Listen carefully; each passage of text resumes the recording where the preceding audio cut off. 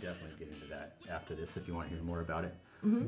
So, okay, cool. So, back here on the podcast with Hannah again, which is, in addition to being an animal rights activist, is also a stripper. So yeah, surprise. that's double trouble on that one.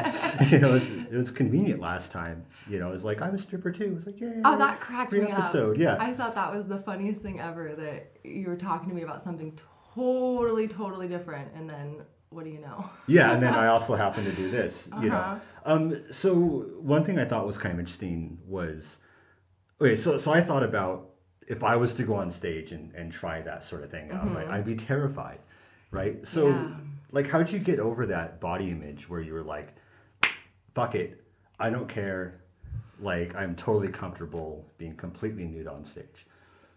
It wasn't the being naked, I think, that was hard for me. It was moving my body in front of a lot of people in a way that looked good and sexy. Because when you go in there, they just like, all right, well, it's going to be your turn after so many girls, get up and, show what you got. So you just have to make it work. And it's really, really terrifying. It took about 3 months, maybe 4 months, where I wouldn't start literally shaking every time they would call my name to go on stage, because you get up there and you don't know what the hell to do. And good clubs will have other dancers that will, kind of take you under their wing and take you, into the back and kind of show you how to do things and how to dance. But I started out dancing when I was 18. I did it for a day, and I had a total breakdown in the middle of my shift, and my boyfriend at the time had to come pick me up because it was just too much. I started panicking to the point where I was like hallucinating and hearing voices and stuff. Like, my psyche totally broke down because of how terrified I was. So I went home, took a bath, cried, got the terror out of my system, and then I went back as a waitress and worked as a waitress for about a month and got kind of acclimated to the environment. So you had to make that transitional stage then. I totally did. I tried to do it, and some women can, and good for them, but it was so difficult. So you did have to make that. It wasn't like you just didn't walk in like, I'm a sexy bitch and I know. I tried, but then I cried at the end. I'm not a sexy bitch. I don't know it. Yeah, so like, you had told me before that it's like your first day. Let's just go into that, because that's got to be like how did the other dancers, like, were they pretty much like, hey, you're one of us, or was it kind of catty of like, don't talk to Steve, he's mine, or? No, the women, it's not as catty as like media and stuff would like to portray it to be. Women are really into supporting other women, and in places like strip clubs and other taboo environments, I think that tends to really show that, we're all there for the same reason. We all have each other's back, and at the end of the day, we all want each other to succeed. And there are some, rotten apples that, I would imagine. Think that another woman's power or glory makes theirs less, which is just insecurities. That's not the case at all. So everyone was really supportive for the most part. And you do have, other dancers who will be cautious when new girls come in, because you never know. You get some really crazy girls that work at the strip club. I think more so than a lot of other places, or maybe not more so, but it gives them more of a chance to let that craziness show, as opposed to if they're like, working at like a retail job or something. So retails. Yeah. It's like, we're gonna do an episode on that. At some point, but retail's awful. Hence why I was stripper. So I would say mostly it's a very supportive environment, but when you work in such close contact with people, you get a really good idea of who people are right away. You get really good at reading energy, so you tend to know right away when someone starts whether or not it's going to be a good fit, whether or not to pay much attention. But I always tried to help new girls out, because I remember how scared I was, and I know how much this job has done for me. If you get past that point where it's awful and terrifying and scary, if you just hang on and power through it, then it can be the most amazing transformative thing of your life. Really? Okay, so it's really been a positive thing for you, because a lot of people, they'll get talking about strippers and they'll just be like, oh, that whore, that slut, blah blah. And I mean, and obviously there's going to be girls in the club that are turning a trick in the champagne room or whatever. Yeah. But I mean, how common is that compared to how common people might think it is? It's depends on the laws. Unfortunately, a lot of women who are full service sex workers, they don't have a safe place to do their work because of the SESTA laws.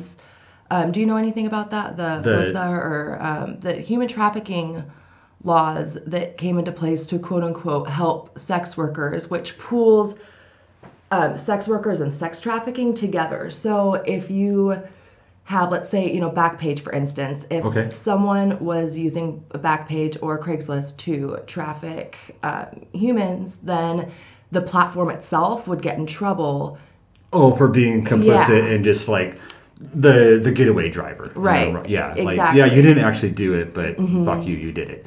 Yeah. So sex workers who use that as an avenue to have, a safe route to find clients, those have all been taken away. So they have to resort to, street work, to pimps, and to other really, really dangerous situations. So, or in the club, it's kind of, if I can get away with it, but the bouncer's here if, something goes too far. So maybe it's that weird gray area. And I do think that it's not right to do in the club because just there is that distinction. And I don't have a problem with full service sex work at all. I just think the club is not the right place to do it. But I'm torn with how I feel because women don't have a safe place to do that kind of work. Yeah, and I agree with you on that one. When it comes to prostitution, I mean, it's literally the oldest trade in the book. Yeah. Right. And as long as it's two consenting adults. Right. Whatever. Yeah. What's the big deal? And you can compare in a lot of ways of like, let's say that I go to the bar and I spend whatever, a couple $100, hitting on women, trying to get this lady drunk, take her home. It's like, wouldn't it have been better if I just would have given that money directly to, it's a sober relationship and everyone's like, yes, this is what I'm here for. It's healthier everything's that on way. The table. Yeah. Right. There's no, misconceptions. Exactly. And I think that, full service sex work is a really important part of our society and a very important outlet for people to have. Yeah. And a lot of women who do that work really, really enjoy their work. It's not like a last-ditch effort for a lot of women. Yeah, well, you seem to be pretty, you're a stripper, not a prostitute, but, you seem to be pretty open about, I'm a dancer. I mean, we were talking about it last episode. Your hand was right up. There was like, I have something to say. Yeah. You're pretty cool about it. Yeah. But I definitely agree that prostitution should be legal. And it's safer for everyone involved. Totally. Yeah, way safer. Yeah. And two, like you said, for you at the club, there's not that, Sarah did that. Why aren't you? So there's that lack of confusion between what the trade's about. Sort of thing. So, okay. So we agree prostitution should be legal. The club's not the right place for it. I can get behind you on those facts. Yeah. I surprisingly, I've been doing this since 2008. Yeah. Solidly through that time, about 7 years. And I've really only looked over to see something overtly sexual going down maybe a total of 3 times. Oh, okay, so it's and you're in the thick of it, yeah. Yeah, so and usually one time I saw a girl, she was standing over a guy during a lap dance, and he's eating her out. Whoa, that's not okay. And she was brand new, and I think under the influence of something. I think maybe she was drinking in her locker or something. I don't think she was old enough to go to the bar, but a lot of new girls, they just don't know boundaries. They won't know how to say no, or they're feeling it. He's cute, and they're like, okay. Or do they think it's expected of them? Or I think that too. Yeah. I think because media and everywhere else portrays dancing as being a lot different than it is. That's expected. So that's also something when I see new girls, I have the boundaries talk to them and say, just because you have a lot of money in your hand from this guy doesn't mean that you are obligated to do anything Other because stuff, a lot yeah. of the guys they are just expecting a dance, and then Yeah. girls will just voluntarily, hey, you go, and Do it's like something extra, yeah. yeah. Well, in the champagne room, like, because I've been to a club a few times, I've never Mhm. actually gone to the champagne room. Okay. Right, but I mean, are there cameras in it or? Yeah. Okay. Most clubs that I've been to, I've worked at quite a few different clubs, and they all usually either have cameras inside or they'll have a bouncer that's standing literally like right there with his back to you outside of the room and can just peek over Yeah. and look at 'cause- every time. Or they'll have walkthroughs. At the club that I work at now, if a girl is in the back, then maybe every 10 minutes or so they'll have someone just do a quick walkthrough. To make to sure that check. no Yeah. hanky-panky's going on, and to make sure that the dancers are safe. Yeah, I was gonna say there's probably I would think you get the guy on there that's being a little bit too grabby. Yeah, You know, we call that- that swimming, where you're just trying to push their hands down Oh, over and really? over, That's- and you look like you're swimming. Oh, that's I've never heard that. Because Yeah. one thing I had heard when you went into the club was, Oh, I'm you know. sorry, that's my. Oh yeah, go ahead. Yeah. I'll just turn that off. Okay. Right. Because one thing I had heard when into the club was like from the opposite perspective was like sit on your hands. Yeah. Is like if you don't think, sit on your fucking hands. Mhm. And like the first time I got a lap dance, I did it. I sat on my fucking hands because I'm just like, this is what I was told to fucking do. And so when you see guys sitting on your hands, is Yeah. that kind of like, oh, this guy's a noob? I think it's kind of cute because Okay. they're like they know what's expected of them, and it's kind of a trying experience when you have a beautiful woman Sure. dancing on you, Yeah. simulating all of these really intimate acts. Your Yeah. instant response is to want to touch. Well, Like, that is sure, just you're what gonna we want is- to get, and some Yeah. girls are more comfortable. Like, Mhm. I had a girl like she sat on my lap and was like, grab my hips because she wanted to like bend forward, right? Yeah. So it was kind of like, you touch me here. Mhm. Okay. Yeah. No problem there, right? So there's that going on.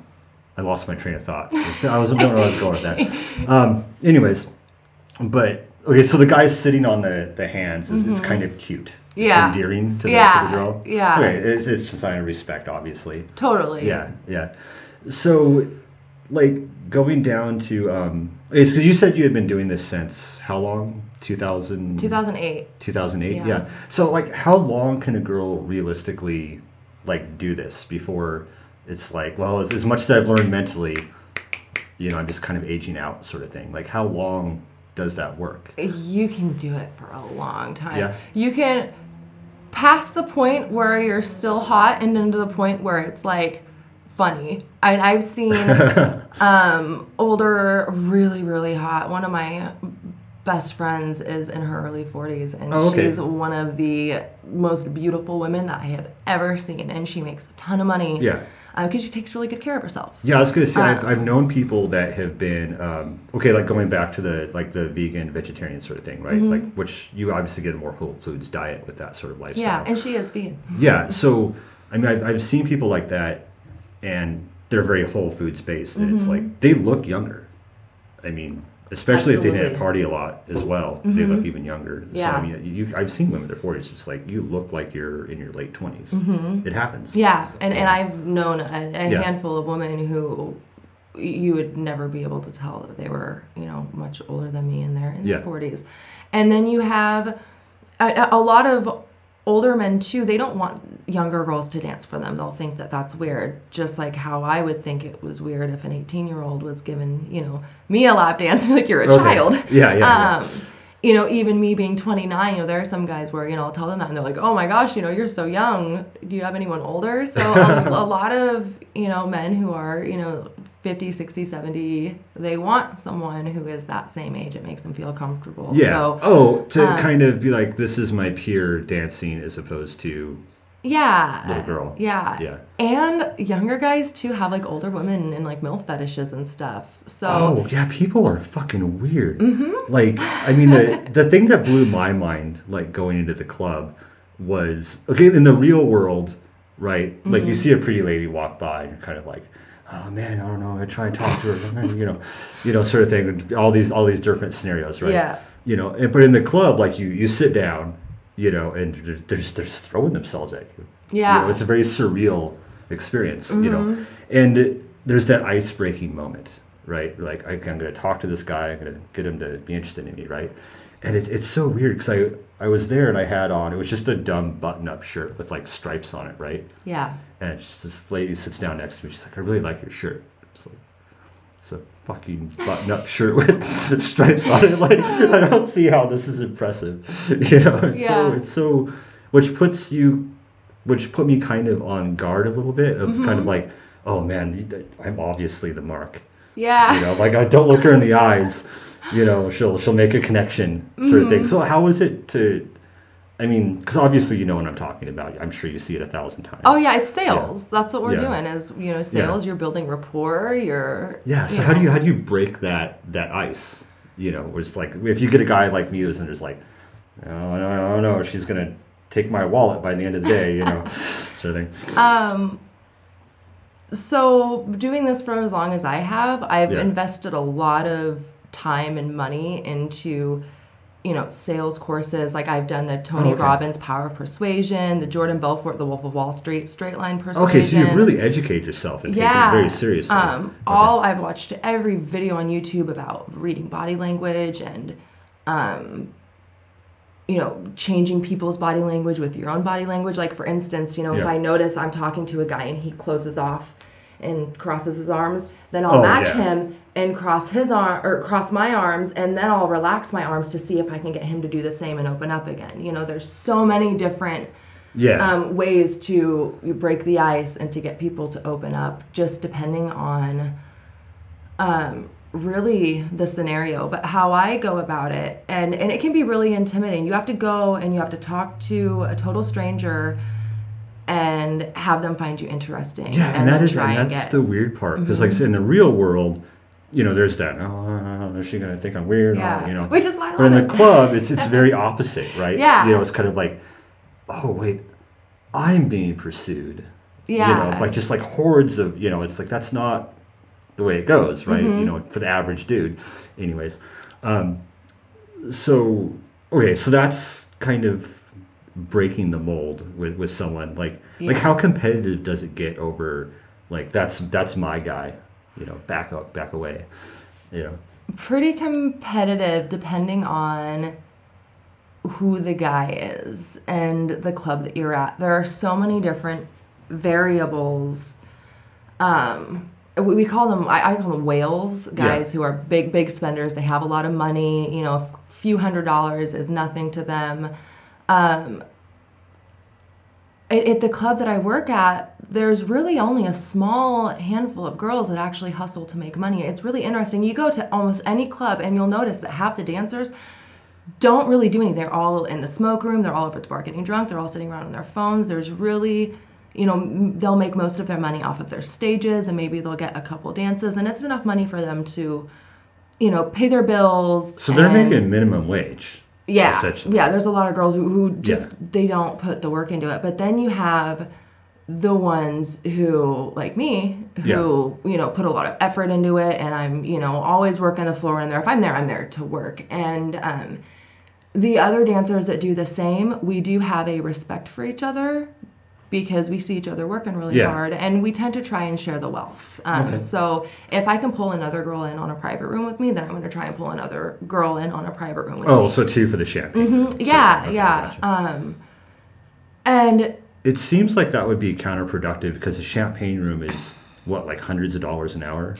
Yeah, mine are $360 for 30 minutes. Oh Jesus!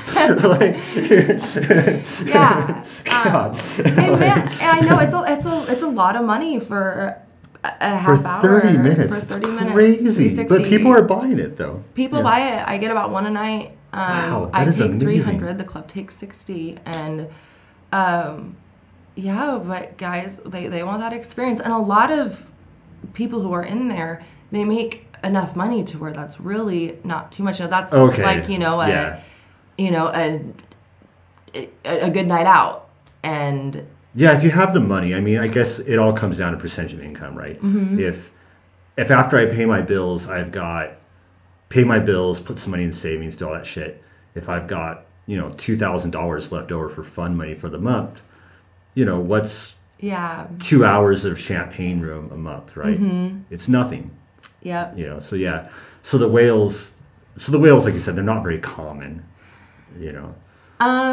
More so than you would think. Okay. Especially where I work, we have a lot of out-of-towners and a lot of guys who are here for business. Oh, okay. So, they find their way in there. During the week, I like working weeknights because that's where you get, the more serious crowd, the guys who are there for, business deals and stuff. And, they'll spend a lot. Money. Yeah, there's this one guy recently who has been coming in, and he'll buy a private room with 2 girls, and he'll get a total of like 3 hours in a night, with 2 girls each half hour, and we can make our own prices. The minimum price is $260.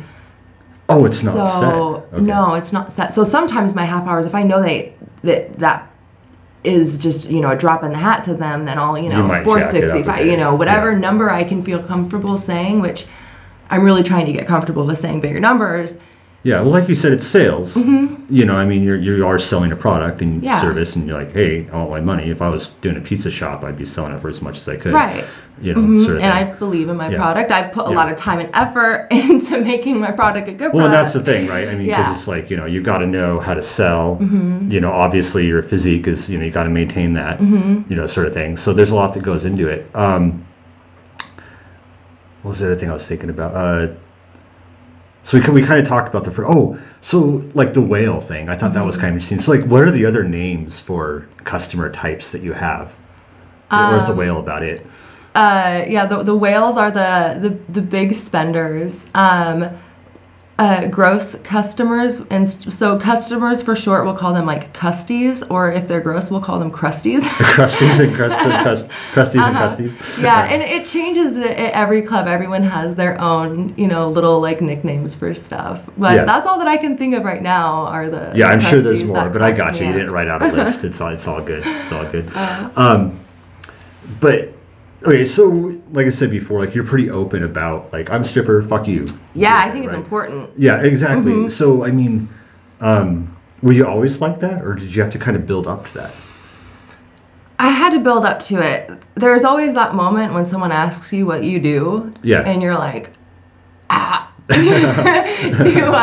do I tell the truth, or do I lie about it? And I really don't like lying, and as much as I can avoid it, I want to. And there have been some situations in my life where I thought it would be better for me to lie, but now I always tell people what I do, because I think that if I'm going to do something, then I need to stand by it. Yeah. And I also like to open up the discussion and change people's perceptions, and hopefully talk to them about it if they have a judgmental or like stigmatic attitude towards it, which a lot of people do. Mm-hmm. Going back to like the beginning, just all the terrible attitudes, and a lot of it I think is because obviously, like we said, the stuff that goes in the champagne room when it's not supposed, even though it's not common. But even so, though, I just don't know why would you judge someone off of something that they choose to do? Yeah, or in this case, going further into it, someone else did that happens to be in the same industry.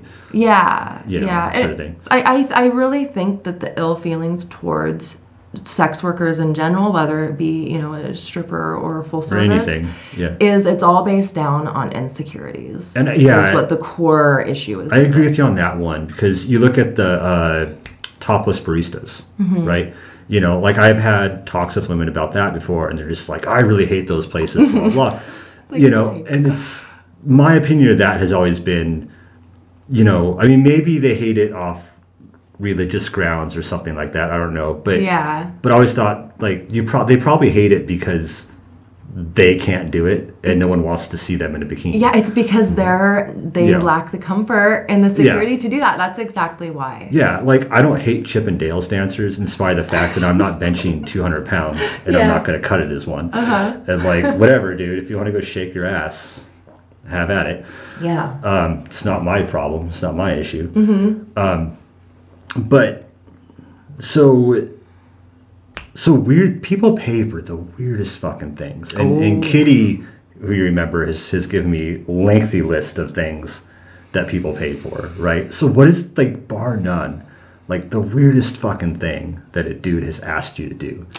That you've been allowed to do? What's allowed to do, and then you're like, no, I can't do that. Like, oh my God.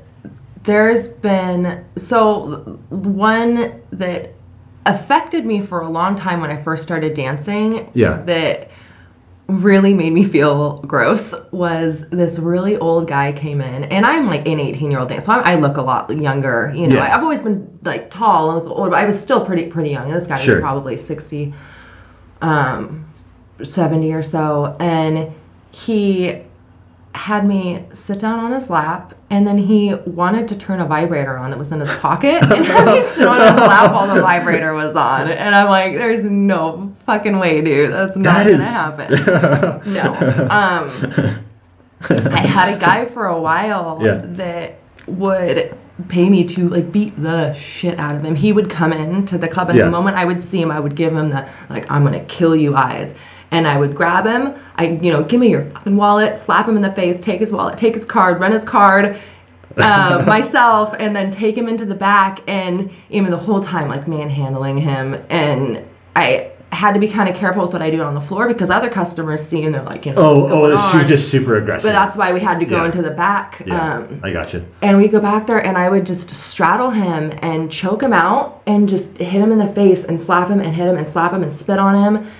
And, the whole time his eyes are like rolling back in his head, and he's like, fuck yeah. And I'm like, yeah, you bitch, dig it. Which, I don't know if that's healthy or unhealthy for me, but that is very weird. I mean, because I'll hear stories like that, and it's like, I'll put on a wig and, like, hit you for free because I'm an asshole. like I don't care. Just, like I have a heavy bag downstairs, right? And if I come home pissed off at work, I'll go down there and wail on it. Yeah. Right. But it's like I'll degrade you and be a dick for free because I'm an asshole, right? But I guess it's like they need the woman to do it, right? Because it's a sexual thing for them. Yeah. So this is a story from my friend. When we worked in Guam, she had a guy who took her into the private room, and he's like, okay, I need you to sit down and don't freak out with what I'm about to tell you. And she's like, oh my God, what's going on? And he pulls out a cockroach in a jar, and he wanted her to step on the cockroach with her bare feet. And she was like, no! That seems pretty mild on the case of... I think crushing a living creature for your sexual pleasure is... plus your other objections to it, is insane. I thought that was just absurd, where he wanted to, like, watch her kill something for fun. I thought that's really strange. There's this guy who comes in to see me now, and he has me call him Doormat because he likes to be trampled. Okay. And he lays down, and I will first take my shoes off, and he'll lay down on his back so his face is up, and I'll, like, step on him all over, like step on his throat, mush my toes into his face, and then I'll put my heels on, and then I'll step on him with my heels on. Yeah. And, like, dig my heel into his crotch and stuff. And, like, crotch? Suffocate him with my, like, toes. And he likes me to step on his neck. So he'll hold one foot in his hand and then the other one on his neck. And he'll, depending on, like, how far up or down he puts my other foot, changes the pressure on his neck. And I asked him what it is about that he likes. Well, his answer was actually kind of endearing. He said he wants to be the support underneath a woman. He says, I see women as just being, so, like, big and powerful and amazing. He's like, it's almost symbolic of, like, feeling so much lesser than them because of how wonderful they are, that I just feel like I deserve to be, like, underneath and squashed. That feels like a show in itself. Because I'm thinking about that, and I get, kind of I want to support women empowered in society, right? Mm-hmm. But when I think of that, I think of, various simple things you can do, right? Like, I'm not going to assume you're too weak to open the door Yeah. for yourself, right? Or I'm just going to treat you as an equal, right? But this, like, I'm going to debase myself so you can feel equal. Yeah. That doesn't work in my head. It's interesting. I know I don't get it, but it was not the answer that I was thinking when he gave it to me. I thought it was going to be like a sexual thing, right? And I think there is like an air of sexuality to it, but it doesn't really look like it when it's going on. You know, I'm like, I've always wondered, like, does he go home and like jerk off while he thinks about it, or like what is going, or is he just like, oh, that was great being stepped on, and like goes. And you said you're putting the heel on his crotch. Yeah. Right? And these are stripper heels, right? I mean, so these are knives. Yeah, that's, you know? but it's gonna hurt. But he doesn't really show that it hurts. He really doesn't really show much the whole time. I just know that. Yeah, Kitty was telling me one where this dude came into the club and what was it? Oh yeah, so he would give the girl a list of chores, and maybe you remember this guy. I don't know, because this was a VU thing. I already think I might have done. Continue though. So give the girl a list of chores, and then she would take his wallet, yell at him to finish his chores and take all of his money.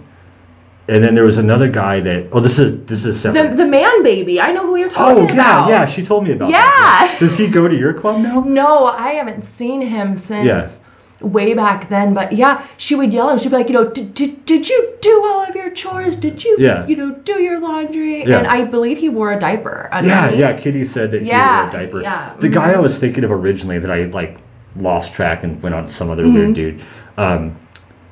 For the crotch thing was a guy would come in, I guess he was like numb, like in the genitals, and so he would like pay a girl to just kick him as hard as he could there. Oh, I've always dreamt of I've never been paid to kick someone in the balls. That's the one thing. And it's funny, I was talking about that the other day, telling someone how I've been paid to do a lot of weird stuff, but I've never been paid to just full on rack someone in the nuts. I mean, I guess you can kind of step hard next time that other guys in the club. Yeah. Just give it a little bit of an extra tap.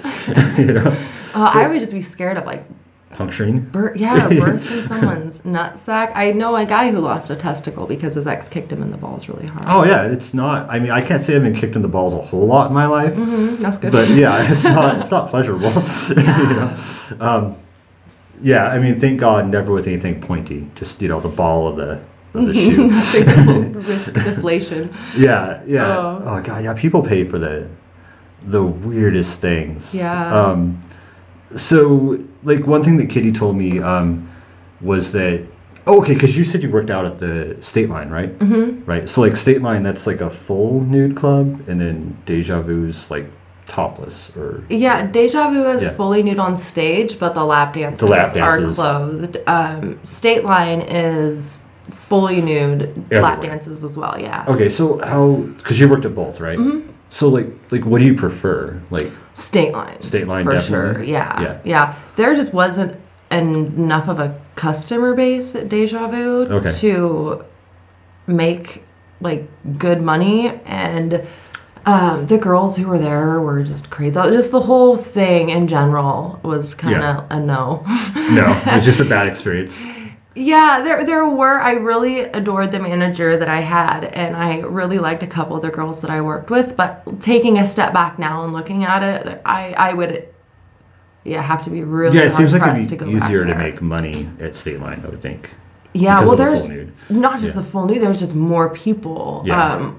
Deja Vu does have a seedier reputation too, so the types of a lot of people will know that just by word of mouth. So they're like, oh, we don't want to go there. We'll go to State Line instead. What's so much seedier about the VU's reputation? Just like more just dirty stuff in the champagne room? Or? Yeah, and a lot of like drug use and stuff. Yeah, all the girls there, you know.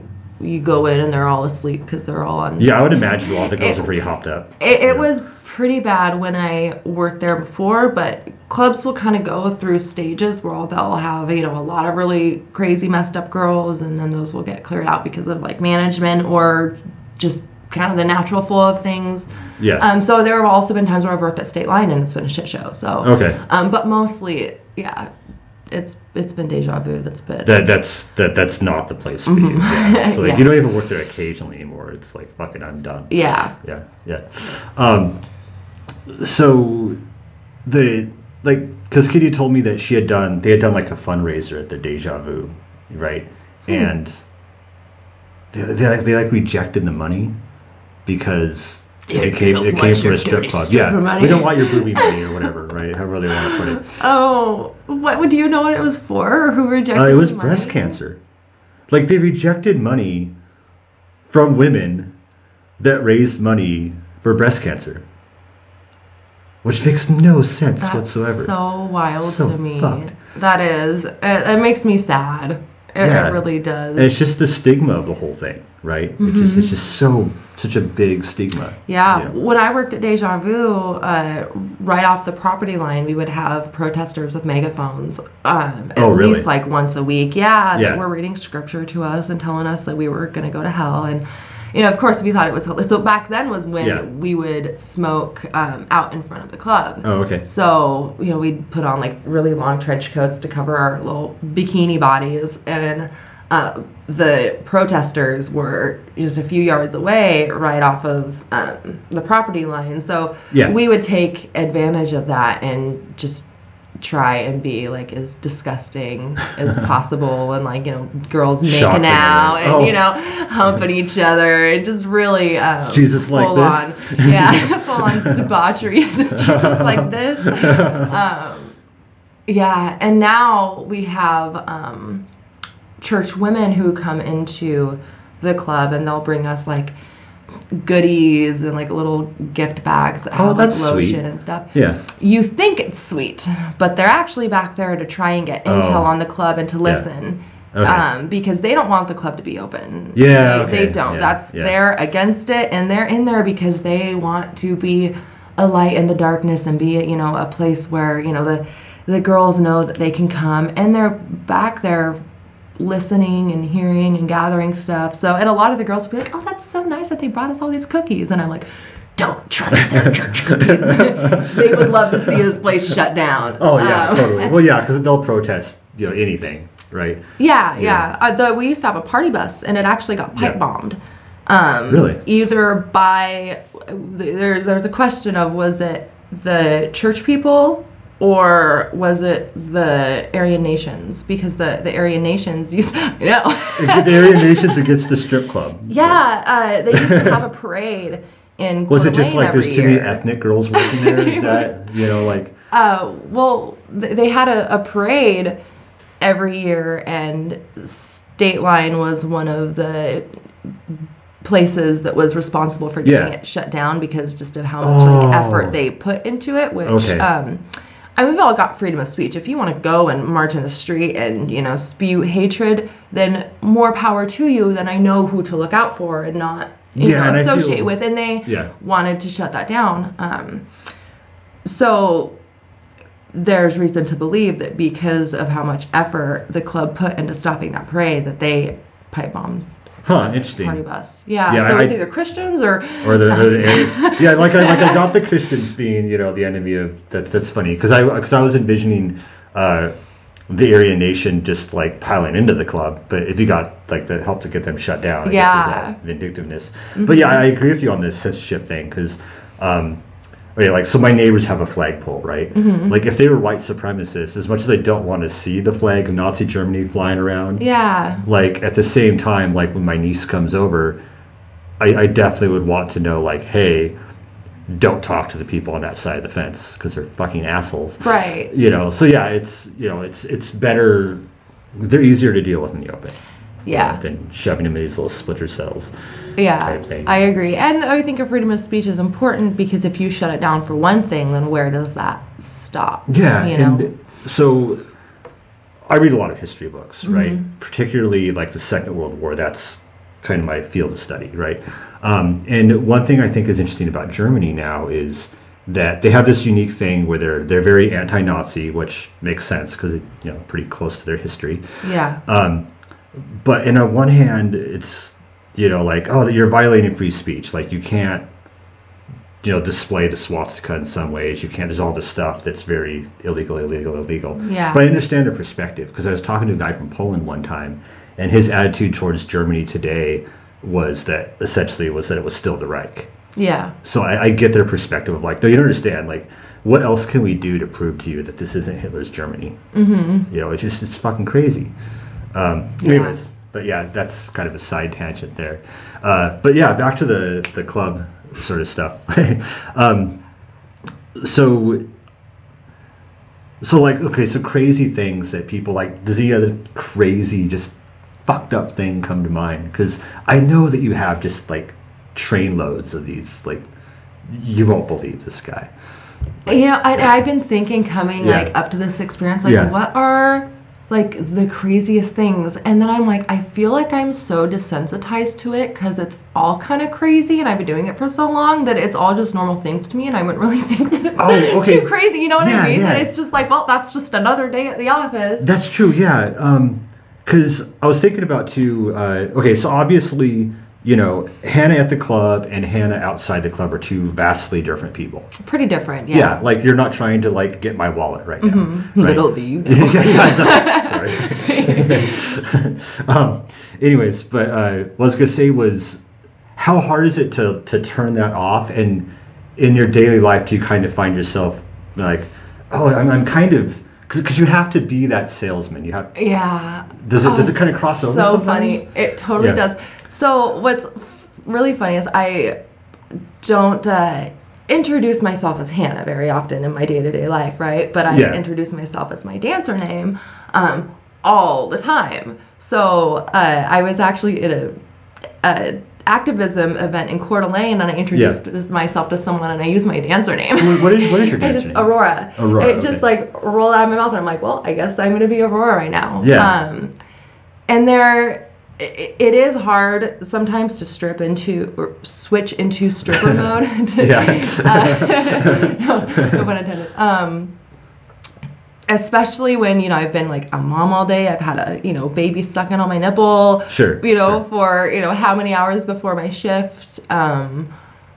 It can be really difficult to like feel sexy or desired, or, you know, because you also have to be an entertainer, you know, you just be alive for the party and all this, so that can be exhausting. So I have kind of a ritual before that I do every day as I'm getting ready. You know, like I put on music, I'll, you know, get myself a coffee, which is my way of like, you know, treating myself, and I have, you know, mantras and things that I say while I'm looking in the mirror, and it all sounds really dorky, but it really works to help, you know, transform into that other person. Because if I just go straight into work like raw after, you know, just a normal day, then sometimes it can take an hour or so of just like being there to really feel like capable of talking to someone. Or I'll have to wait till my first stage set. That does it too. Like after the first time going on stage, you need that warm up, then I'm like, okay, I'm, you know, really feeling it. So there's days when you struggle to kind of switch personalities a little bit. Okay, yeah. But switching back to Hannah from Aurora, right? Like how, I mean, like you said, you introduced yourself as Aurora at the activist thing, right? But like, I mean, how hard is that? And do you sometimes like find yourself maybe sometimes it's incidentally like you start to flirt and you're like, wait, I'm not at the club right now. I don't have to fucking pretend, you know? Sometimes if I'll use that to my advantage, and I'll like give a card out or something, you know, if I notice that a guy is, you know, flirting with me, or if I get, you know, like catcalled or something. Like the other day I was going to buy some super glue from the gas station, and this guy is like, you know, hey, excuse me, called me over to the car, shook my hand, and was like, you know, hey, you're gorgeous, are you busy later? And I'm like, yeah, actually, you know, I'm gonna be at work. Come by and see me. And totally, that makes sense. But generally, no, I'm kind of jaded. Okay. I wouldn't say, I don't be like, oh, I hate men, but it's like, if you're not paying me money, then like, it's a transaction. Right? You're not like, oh, this guy's a fucking worthless slob to come here just to pay me money. It's like, okay, whatever, he shot me down aisle 4. Compliments don't pay my bills, you know. Yeah. But I mean, I am naturally, I know you have to be some kind of person to be a stripper for as long as I have. So I am I think, naturally pretty like friendly and Yeah. flirty. Even if I am just being friendly, I think a lot of people sometimes take it as Yeah, well, in the flirting. short time I've known you, like you seem like an outgoing person that's pretty happy to meet new people and etc. So, Yeah. But so you said that you were a vastly different person when you started in the club than you were now. Because I know we've had that conversation off camera a little bit. As a human and as a woman, both separately, and just as Hannah and Aurora. I mean, everything is just. I know that was like 10 years ago. So yeah. So 10 years, a person can change a lot. And I feel like being in my job, you learn a lot more about, and also depends on how deeply you look into it. And I tend to be kind of a deep diver. I've just learned so much about like the human condition and our innate wants and needs as individuals, and I've learned a lot from a lot of really powerful, stellar women that I've worked with too that have been amazing mentors. And I don't think that I would be at all even close to being who I am and being as awesome of a person as I think I am if I didn't have all the experience from dancing behind me to help make me a more well-rounded, understanding Well, the person. club is definitely going to make you, I mean, any introvert aspect of yourself, the club is going to destroy that. Yeah, and I've always been, So- surprisingly, I'm a pretty introverted person. I don't go and hang out a lot. I'm a homebody. I don't, party or anything.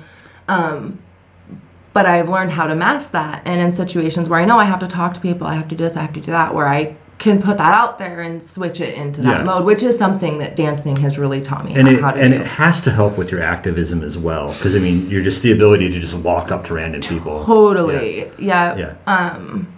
Absolutely. Yeah. And my ability to make people feel comfortable, and guys are also, or just anybody, they're more likely to listen to an attractive person talking to them. Sure. You don't want to look at a pile of shit all day. Yeah. So I will use all of those things to my advantage when I'm talking to people about that stuff. Yeah. About anything. Yeah, that makes sense.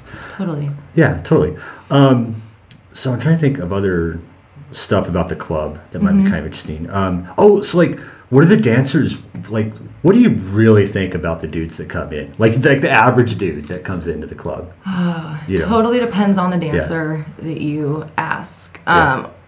In the dressing room, which is a whole universe of its own. Yeah.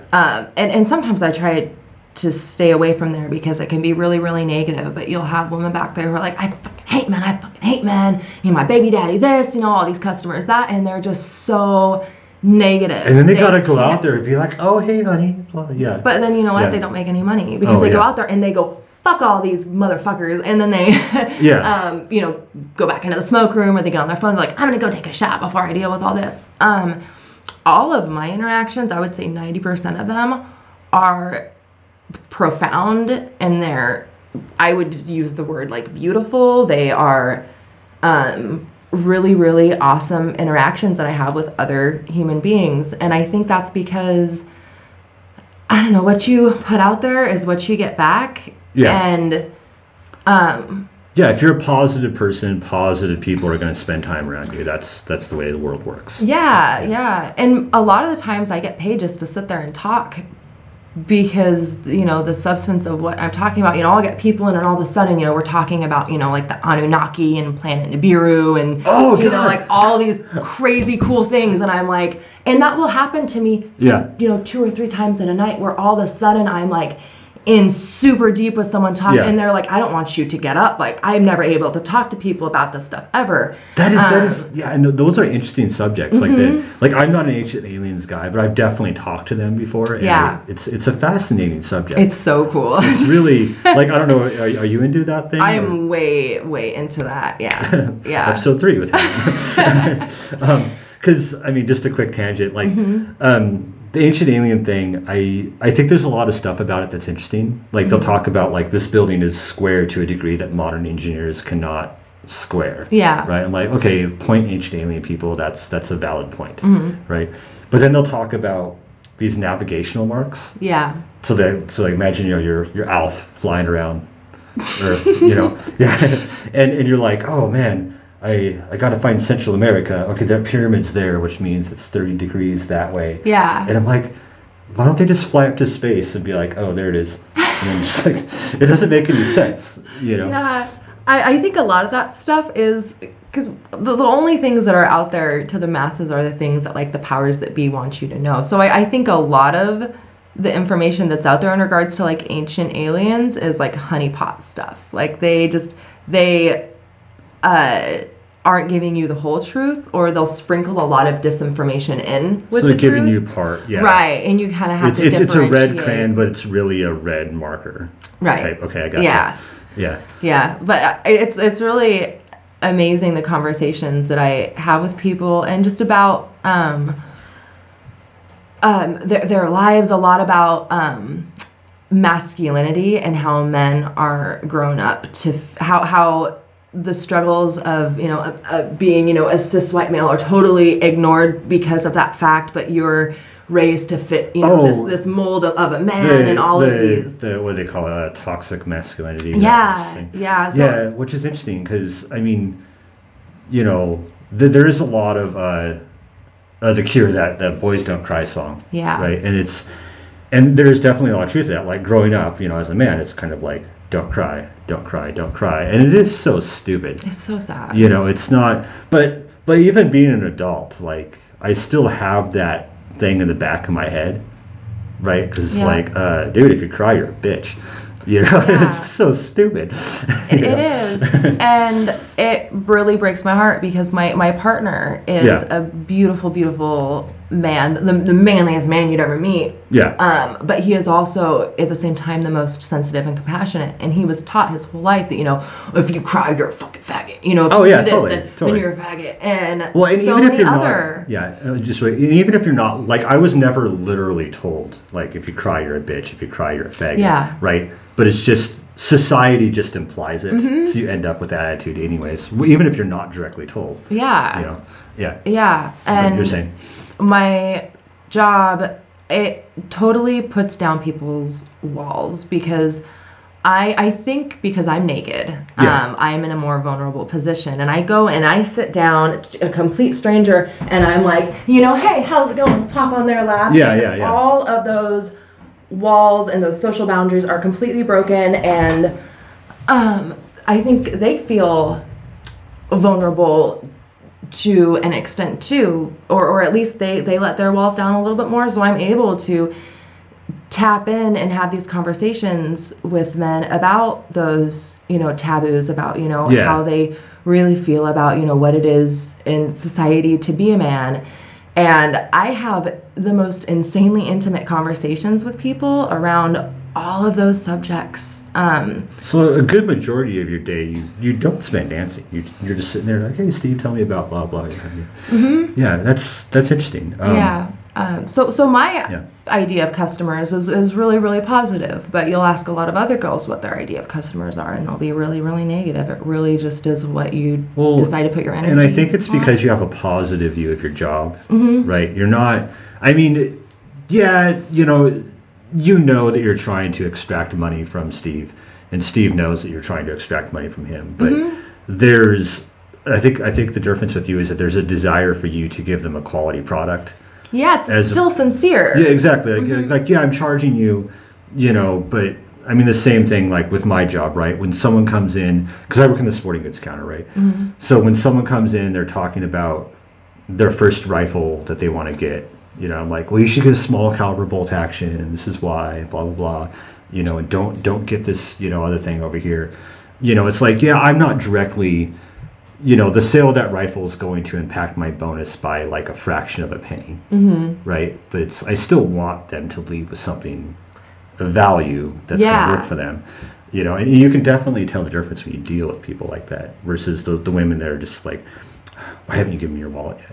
Yeah. Sort of attitude. Yeah, and even if someone doesn't spend a dime on me, I still want them to walk out of that club with something positive from it, because that's how you make the world a better place. And time after time, almost every man that I have an interaction with, they walk away going, damn, I didn't think that I was going to have a conversation like this when I walked into the club. And there's a saying out there that our Yeah. hoes are healers, because I think in a lot of ways, I've never heard that. yeah, we are, because we have those conversations where we break down social barriers and really digging deep. And I've had quite a few guys start crying and tearing up when they're talking to me, telling me about really intimate things that they're like, I haven't told anyone this except for my therapist, or I've never told a single person this in my Well, life. I guess it is kind of a safe place, because your best friend or your wife's not gonna come to the office at the club and be like, oh, hey, your husband told me. I mean, there's anonymity there. Yeah. Right.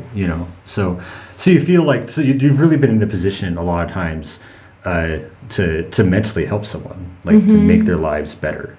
Yeah. That's cool. I really think that that's kind of the universe's purpose of having me be somewhere like that. Okay. Is the people who would not normally find themselves in more enlightening situations in their life, they stumble into the strip club thinking, that they're just going there for, titties or whatever. Yeah. Right. But it was actually for this whole other reason, to have a conversation with me that then enlightened them about all these other areas of themselves that they didn't realize. And I advocate for veganism a lot too. Oh, okay, there you go. You gotta slip that in. The sales. Yeah. No, it's what you said about the people's expectations that go in the club, right? Because in the couple times I've been to a club, you walk in there, and for about the first 15 or 20 minutes, you're just like, sweet, all the ladies are naked. Hey, that's great, right? But I mean, after about 20 minutes, it just becomes, that's just their clothing they're wearing. Yeah, is new, scenery. right? It's just, it doesn't impress you anymore after a while, and you're just like, oh, the manager, she's really attractive because she's wearing a shirt. Yeah. And it's so. It's so like, because you see the things that the women wear there, and I don't know what your outfit is, but a lot of times it'll be like, okay, I'm wearing, G-string and bra, or whatever, the slutty school outfit or stuff like that. And I think what a lot of dancers don't realize, and you probably get this because it sounds like you're really into the business side of it, is after a while it's like the fantasy that's going to be more likely to sell is, I bumped into the girl at the supermarket who's normally wearing street clothes. Yeah. And she thinks I'm attractive and the visual of her wearing jeans and a t-shirt is kind of made you forget that you're paying for it. And it's like, no, I met this girl at the bookstore. Yeah. Right? It's like, this is real. So I mean, like, the girls that adopt that attitude, are they assuming that they have the mental mindset of doing everything right on top of it? They've got to be making more money, I would think. Or is that not the case? Do you mean the girls who are more conservative? Yeah, in terms of selling the fantasy of, like, I met you at the supermarket, and like, you can't. They're dressed more conservative, or is that not the case? That's really interesting. You should try that one night, and then let me know if you need more money. Yeah, and I do have outfits that show more and show less, and I've tried to differentiate if I make more, and I think it's about equal. Okay. But I think that might be because a lot of my hustle is through talk and like mind connection. Okay, so you're getting the connection from like the neck up, because it's a mental game. Yeah, I have a problem with guys straight up like wanting to grow up. They're like, I don't want to get a private room because you're just too amazing. I respect you so much. Like, I want to take you out and I want you to be my girlfriend and I want to all this. Yeah. And I'm like, no. I'm with someone in school that's totally gonna get me fired and maybe raped and killed. Yeah, so I would almost not want to look like the girl next door, since I already make so many more mental connections with people. Okay. I feel like that would almost work against me more, because then they would. Because then they would see you as someone that they're going to try and date, as opposed to. Yeah, it's like, no, sexualize me. Okay, yeah, it's so weird, because you go to like the in the normal world, like you're like, you can take a quick look. Yeah. Right, and then you're just kind of like, oh, I was looking at that car. But like, you go through, I mean, I guess the club's a little bit different because everyone knows why you're there. But even situations like that, it's kind of this, I'm not supposed to objectify you, like blatantly. Yeah. But then you're like, oh wait, I'm supposed to here. I have a lot Yeah. of guys who will too have an issue with that. They're like, I just don't feel bad, and I'm like, this is my job. This like, is what I'm here don't for, feel bad. yeah. I literally Yeah. am doing this to pay my bills. Yeah. If you feel bad, then that means that like my electricity bill is not getting paid. So, like, I am. No, look consenting at my to this. ass. Like, fucking stare at please. it. Yeah, because some Yeah. guys, they get kind of mind fucked about that. And I wonder if it's also, I mean, I'm not a religious person, but I wonder if there's a bit of religious guilt there as well, in terms of like, oh man, Jesus is going to be mad at me then. Yeah. Some people, especially when you have like groups of people who go together, because in any sort of like bachelor group or like big friend group that all decides to go, there's tends to be one person there that doesn't feel like they belong there, and I like to try to get to that person. What I'll do is I'll start with I pick out the decision maker of the group. Okay. Whoever is kind of the breaking alpha the herd of that down. group. Okay, I like it. And I'll start with them and get information about the person who feels like they don't want to be there either because of religious guilt, because they know that their wife won't appreciate it. Yeah. Because they feel embarrassed because they don't pay for pussy or whatever in their head they have going on.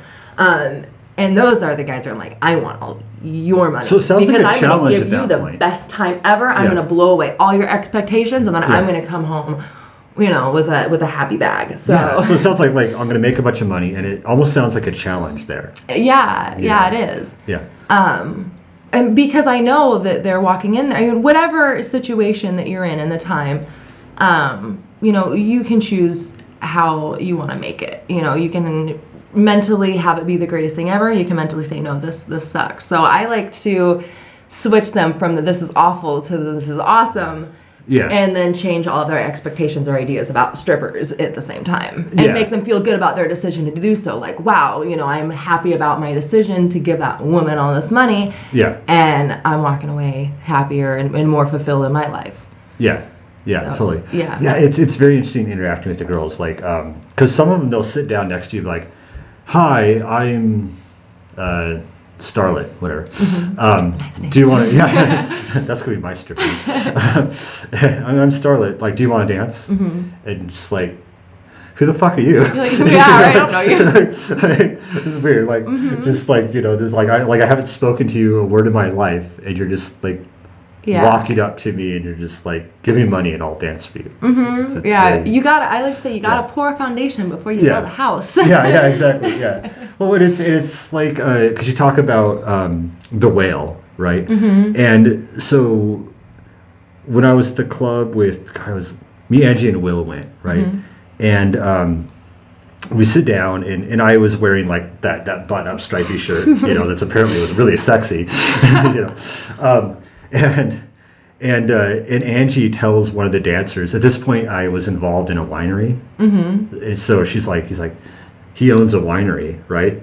Yeah. So all the girls were just like, that guy's got money. Oh, that's hilarious. Well, what they didn't know was that the winery was failing and about ready to go out of business. They're just like, it was like, wow, I'm really popular right now. And afterwards, Angie's like, I told them all that you owned a winery. Oh my god. It's like, oh, I don't need money. Yeah, guys will do that all the time. Yeah. They'll try to pass it off to their friend. Yeah. And be like, no, but this guy over this guy's here. the like, chief. Whatever. Yeah. Because you got to go see it. So, like, I don't know. I thought about, like maybe ridiculous things that you can say. Like if I sat down at the club, right? Like, let's say you didn't know me. I sat down at the club, and I was just like, yeah, man. I just made up some like ridiculous like career about how I was like, this like middleweight like MMA like cage fighter or something. Yeah, like and you're just like, dude, you're like a skinny ass string bean. Like how long could I sell that before you're just like, I just don't want to listen to your like lame ass cock measuring anymore. Oh, I've wasted a lot of time listening to lame ass cock measuring for sure. Yeah, I had a guy, he had me totally convinced. So this was one of the lessons that I learned. So he was doing it. He was a dolphin trainer from Australia. Yeah. And he was in the U.S. military, but he like totally faked an accent, talked about how he was transferring a dolphin from Hawaii to Guam, and because of how attached the dolphins get to their trainers, he had to stay a little bit to help with the transition period. Okay. And just totally fed me this huge bullshit story about this dolphin Oscar and how he's from Australia and Yeah. And I'm like, wow, it's so interesting. And then come to find it was like complete Total and utter horseshit. bullshit. I'm like, whatever. I don't take those things personally at all, because as far as every guy that I dance for is concerned, I'm single. Yeah. It's like whatever. We're all playing a game. Well, was this the dolphin thing? Was this before or after you became animal rights? Oh, that was before. Yeah, okay. so I didn't even think twice about it. I was like, oh, cool, dolphins. Yeah. Because I was gonna say now I can see it being like oh, you took it out of the wild. And all Yeah, this, then I would stuff. use it as an opportunity for to outreach. talk about Yeah. So because like I said, you tend to do outreach at times. I mean, it's like obviously you can't be too overt about it, right? You got to kind of slip it in a little bit, or can you just be like, hey, so let me tell you about the world, Yeah, it depends on how it comes up. A lot of guys will ask me what I do for fun. They're like, so what do you do for fun? What do you do in your free time? And I'm like, well... I broke into a chicken ranch last night. Yeah. And sometimes, and I've played around with it, and there are sometimes at work where talking about veganism has been like the main focus of the night. That's just what happened, and I didn't make a lot of money, but I had a lot of really amazing conversations. A lot of people walked away going, wow, I think I need to be vegan now. Yeah. So now I try to time it to where it's after I made my money or after I got a private room that I'm like, hey, you asked what I do. Do you want to see? And then I'll pull out my phone and I'll show them the videos or just, talk to them. Or, if a guy's like, oh my God, you look so good. Like, how old are you? And I'll be like, I'm 29. And they're like, oh my God, I thought you were 22. And I'm like, oh, it's because I'm vegan or something. Oh, yeah, slip it in there. Yeah, I try and, well, like I said, that Whole Foods diet, mm-hmm. like it is... so much better than eating a uranium-powered, McDonald's trash. Like, it's just like ridiculous. Like I've seen videos of like them producing the chicken nuggets, and it's just like purple slime coming out of like a Play-Doh machine. And those are my favorite. I would get those after work at least like twice a week. Oh yeah. And now I'm like, No, actually, during the little vegan experiment thing that I did, there were some things I tried that were actually pretty good. Mm-hmm. But there's this taquito thing I tried, and I was like, wow, this tastes really good. But there was like almost no taquito-ness to it. It was like 90% wrap and 10% of like, if you actually put some filling in here, this would be good. Taquitos from the freezer section? It's over in Yolks. They have what I call the hippie section. Yeah, I know the taquitos you're talking about. The beef ones are really good, but the other flavors are not good. Those are the other ones taste like nothing. The beef ones actually taste when like I unwrapped it and like was able to eat around the actual wrapping, I just like scooped out. I was like, it's like, oh, that tastes really good. Too bad I can't taste it with all the wrapping in the way. Yeah. Yeah. So that's crazy. But oh god, where we're at I always get off on these tangents on these shows, like, which is fine. But what were we on before? What aspect of the club was it? We were talking about guys and whether or not they feel comfortable being in there. Yeah. Oh, and to build off that, the only time that I ever say, okay, that person's kind of off limits is when their wife or their partner doesn't want them to get dances, and they're like respecting that. If they're like, oh no, then I'm like, I think that's fucking awesome. Like, enjoy the show. Like, if you want to tip me for my time or for a conversation, that's awesome. But that's the one time that I'll say, Okay, so what about because I mean sometimes a girl will come into the club. Mm-hmm. Right. So, I mean, like for you, is that kind of like, oh, dancing on a girl is weird or you're like, oh, whatever, I'm professional. I think it's kind of hot. Yeah. Oh, yeah. I mean, yeah. And everyone's in agreement on that, Yeah. But, depends on the woman. Yeah. For sure. It's really interesting when women come in because, sometimes they'll come in with their bachelorette parties and sometimes they'll come in with their boyfriends or, on a date or something. So... it's really interesting to watch them and see how they're really feeling because, if they're uncomfortable, a lot of times they'll try and mask that, and not look like they're uncomfortable, but then you see them, give that little micro expression, or you see their face relax into the natural position or something. So why am I here? Yeah, sometimes depending on how I can tell she's feeling, at all. I don't usually go up to couples right away if there's a lot of other options, but I'm totally comfortable doing it if that's, they're some of the only people that are in the club, or if I've talked to everyone or made money off of everyone else so far. And women sometimes can be crazier than men. A lot of girls will come into the club and they'll wear short dresses and won't wear panties. I was gonna say, do they feel more like, oh, like you're a girl, I'm a girl, so the rules are not so there. They're like, oh, then we can, we can do everything. Totally. Let's go 69 in the back. And it's like, no, I'm not gonna go scissor you. That's awesome. Yeah, and the girls, there's a little more leeway, but a lot of them just want to go, full on. And, they're at the bar drinking, and their, boyfriends are watching them get a dance, so they're, Oh, that's definitely gonna, if they're there for, his visual, then, they're gonna, let's go, everything. Yeah, I've had a lot of couples try and, take me home.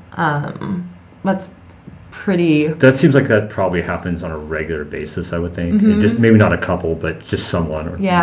Or the female counterpart is exploring her sexuality and she wants, experience with a female. So, their boyfriend will approach me and be like, so she really likes you and she wants to, it's like, no, I'm not gonna have sex with your girlfriend. Yeah, but, it's like, no, I mean, whatever.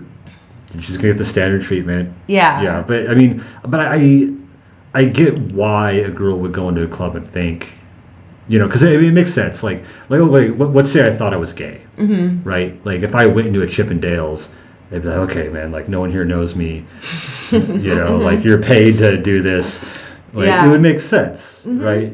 So, and I mean, and society is obviously more okay with lesbianism than it is with gay dudes. That's so funny. Yeah, so I mean, I think a lot of that's just because of the porn industry. Yeah. It's so who watches more porn? Dudes are like, oh, and all women are, 2 drinks away, sort of thing.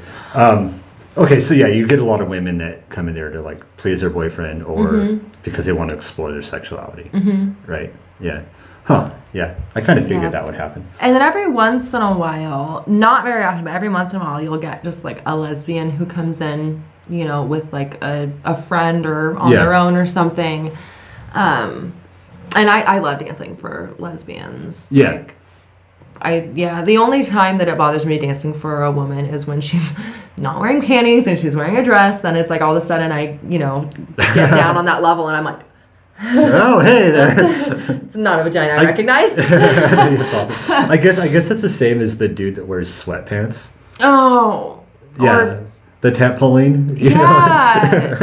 Fucking basketball shorts, they know exactly what. Well, they're like, look, I can't penetrate, but I can wear a body condom, right? That's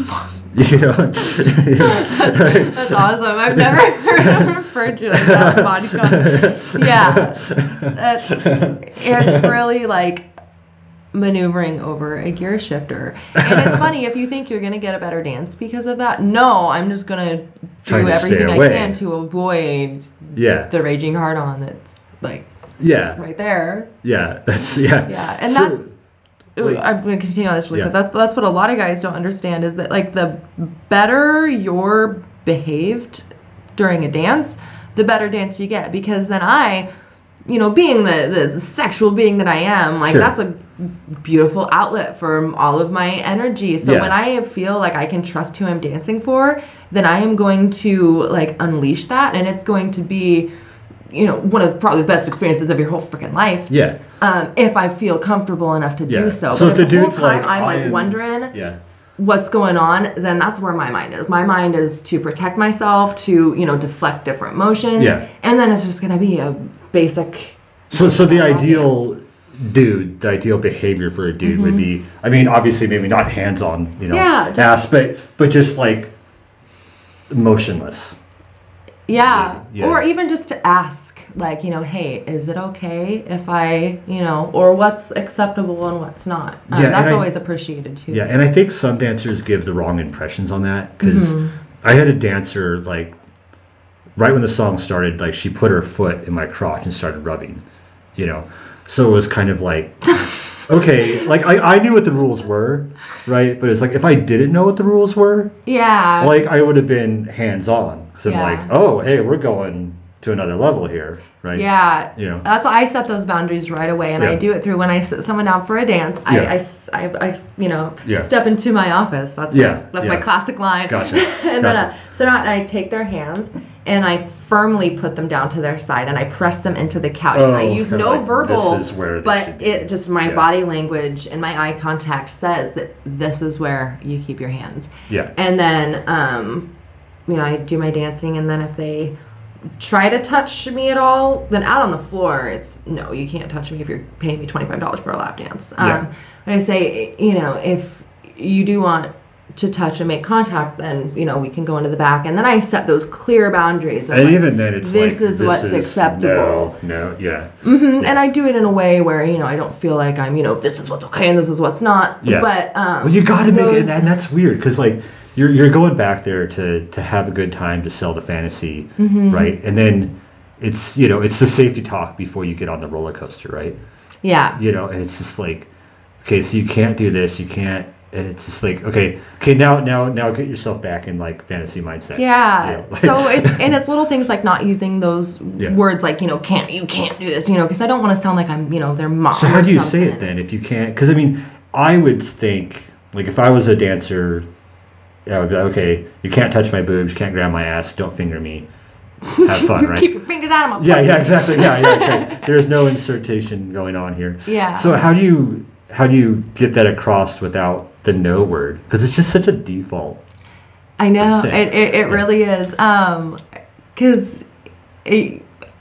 when I tell them, you know, if you do want to touch a little bit, you can go into the back, and they'll go, oh, you know, what goes on in the back? And that's always the, okay, how do I get you to spend $360 for 30 minutes of your time and have you still know that I'm not going to... Nothing's going to happen. Right. Yeah. So I say, well, you know, you can touch just as long as you're a gentleman, and I'm the one who stays in control. Yeah, so like the small of your back, Yeah. and, shoulder Mhm. things, okay. And I let them know that as long, and I give the spiel that is the more comfortable that I am, the more I can let that beautiful energy exchange happen, Sure. you know, and we can overflow each other's cups back and forth, and it can Yeah. be amazing. But if I have to worry about, you know, if my, and I a lot of times I'll pass the buck off to the club, you know, like if I have to worry about, you know, my bouncer looking back and Oh, seeing the wrong yeah, thing, yeah.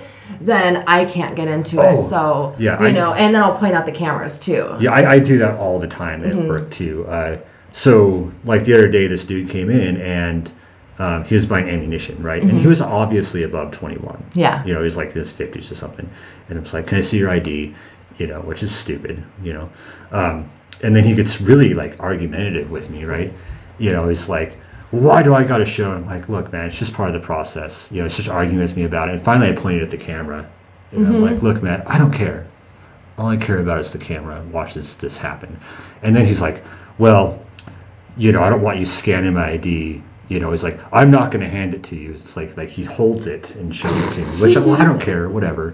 You know, Yeah. it's like, man, this could have been over, you know, like 2 minutes ago if you just would have been like, Yeah. who cares? Yeah. I can understand why he Yeah. wanted to be scanned though, but like, yeah, people's entitlement is Yeah, because I ridiculous. I don't even look at when it's a guy like that. I don't even look at the ID. All I care is that like the camera saw you show it to me, Mhm. and I just make up the birthday Yeah. because it's like whatever. I'll use my birthday. I don't care. Like, wow, a lot of people Yeah, have this. yeah. Everyone's born June 9th, 1980. It's crazy. But yeah, it's I guess there is that. Yeah, but getting back to that excitement talk, safety talk, Mhm. onto the show. Yeah, so you can't say you can't touch here, but so like that's right. You said like like respectful touch, things like that. Yeah. So I will say things like, you know, as long as you're a gentleman, you know, I need to have full control. Yeah. Just things that will let them know that, you know, this is my house. This is, you know, I'm in charge. Yeah. Yeah.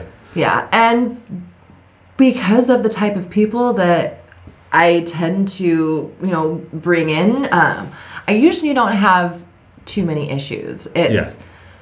those situations where it's like, okay, I need to make some money, like I'll deal with this guy's bullshit, and then that's when it's quite a lot, I would think. Yeah. So what if a guy walks up to you in the club and he's like, "Hey, I want to dance," because you are an independent contractor, Mm-hmm. you're not, officially working for that club. I mean, Right. it's pretty acceptable for you to be like, "No." Mm-hmm. Okay. Yeah, That's good. Yeah, we can totally. Yeah. Because there's a lot of people don't know that we can refuse to Yeah. dance for people. But Yeah. if I can tell that someone's gonna be a pain in the ass, then I will totally tell them straight up no, or I'll overcharge them and say, Because you can yeah, set your we're own over. rates, like, because it's the. Is there like the minimum club rate, and then you can exceed if you so feel? Yeah, the dances are $25, and those are a set price. I used to overcharge for those, which I totally think we should be able to set our price for anything because I think my services are worth more because I put the time and effort. Well, yeah, into I mean, making just them, the fact you're a dancer doesn't change capitalism. Right. And people are willing to pay higher prices. Why not? Yeah. If she's gonna get 30, why can't I get 30? Yeah. So I'll ask for like a tip on top of it. But mainly I'm just trying to get people to go into the back for that 360 room. That's always where. Yeah, exactly. Because I've definitely been that where the girl's like, "Hey, champagne room," I've never gone, but I mean, one thing is that, okay, so you go to the champagne room, like $360 an hour, right? God, that's a lot. It's insane. I can't believe. I wish I could make $300 an hour. Half hour. Or half hour, yeah. Yeah. God, it's like $660 an hour. It's crazy. Mm-hmm. Anyways, but so you go back there for that. Oh, okay. So how does it work in terms of the dude not overspending? Because I can see you go back there and you're having fun and you're just like, "Oh shit, I've been in here 5 hours. We got $12 left after the first hour." I don't even know how many guys have gone home and woke up the next morning and looked at their bank account and went, "Fuck." Oh yeah, but I mean, like, but that's not. I am not the one that needs to be babysitting their finances. That's not my. Oh, I get that. Yeah. Right? But I wonder. I mean, does the club have a thing where, like, is there like a timer? I mean, would it be sexy to like hit a timer at the beginning of the room and be like, "Oh, the dinner bell's rang. It's time for you to go." Like, how do we let them know that? Like, it's how time? do you know if I walk in, I'm like, I can afford an hour. Yeah. Right? How do you make sure that I don't go over an hour, and one, not be able to pay myself, and two, not waste your time. Yeah. So for dances, the private rooms, the DJ will call us out, but I also set a timer on my phone. And it's pretty blatant that I have a timer up on my phone. Yeah. Because I just let them know, DJ tends to forget about us, so, Okay, so there is an attempt by the girls to, like, make sure that you don't work for free. Yeah. And I don't overspend. Yeah. And that's just good business. Mm-hmm. And Yeah. there are girls who I've known who will dance for like 6 songs and not even like say a word to the customer in between those songs and then go, "Okay, now you owe me this absurd amount of money." And they're like, I just thought I got to dance. And they're like, "No, silly, that was all these songs. Now you have to give me this much money or I'm calling the police." That's not okay. That is so disrespectful to do and really dishonest. So after every song, I Charge. always, Yeah. do you want to keep going? Do you want me to stop? Or let's keep going. Let's go into the back. So Make sure that they're aware. Yeah, and then Yeah. I usually let them know in increments of 100. If you do one more song, then you'll be at 100. If you do one more song, then you'll be at this. So let's just do this many more songs and then put you at this even number. Yeah. Yeah, that makes sense. Yeah, because like you said, I mean, it's just shady and dishonest to, because I mean, especially, I'm sure that you can tell after a while, like, this guy's just completely lost track of what's going on. Mm-hmm. It's like, by the way, it's like a $400 bill now. Like, Yeah, and I want them it's to gotta come be tempting, back. though. It's gotta be tempting. I don't take advantage, not just for, like, the moral reasons, but also because I want them to come back to see Sure. me. I want them to tell their friends that they had a really good time because you're going to share your negative experience with people so much more than you're going to share a positive experience. That's If you went to true. State Line Showgirls and got ripped off, then, you're going to tell everyone, this is bullshit, she took all my money and, Yeah. I feel like I didn't, get, what I deserved and it was horrible. I don't ever want people to feel that way about an experience that they have with me or just at that club in general because I want more people to come. I want people to hear how awesome it is and how awesome Aurora is and then for them to all come piling in and to feel like they, spent their money wisely. Yeah, makes sense. Yeah. Yeah, okay, so that's the champagne room then, the way that works out. Trying to think of, God, I know there's like so much zaniness, but I wish I had wrote like a notepad. Yeah. Yeah, the craziest place that I danced that we should talk about is Guam. When I danced in Guam how'd that work out for that was really, really interesting. Do you know anything about Guam? I mean, I know that there's an air base there. I know it was during the island hopping. Yeah, there's 2 really big U.S. military bases there. So the clubs there will contract girls to go down there and dance for usually 3 months at a time. And you have an island full of a bunch of strippers who, and not just any the kind that are willing to like fly across the world to go and do that job. And and you got servicemen just like room board's paid for. Oh yeah. Everything's paid for. So what we'd actually do if you're smart is you'd find one to live with, because everything is paid for. Their house is paid for.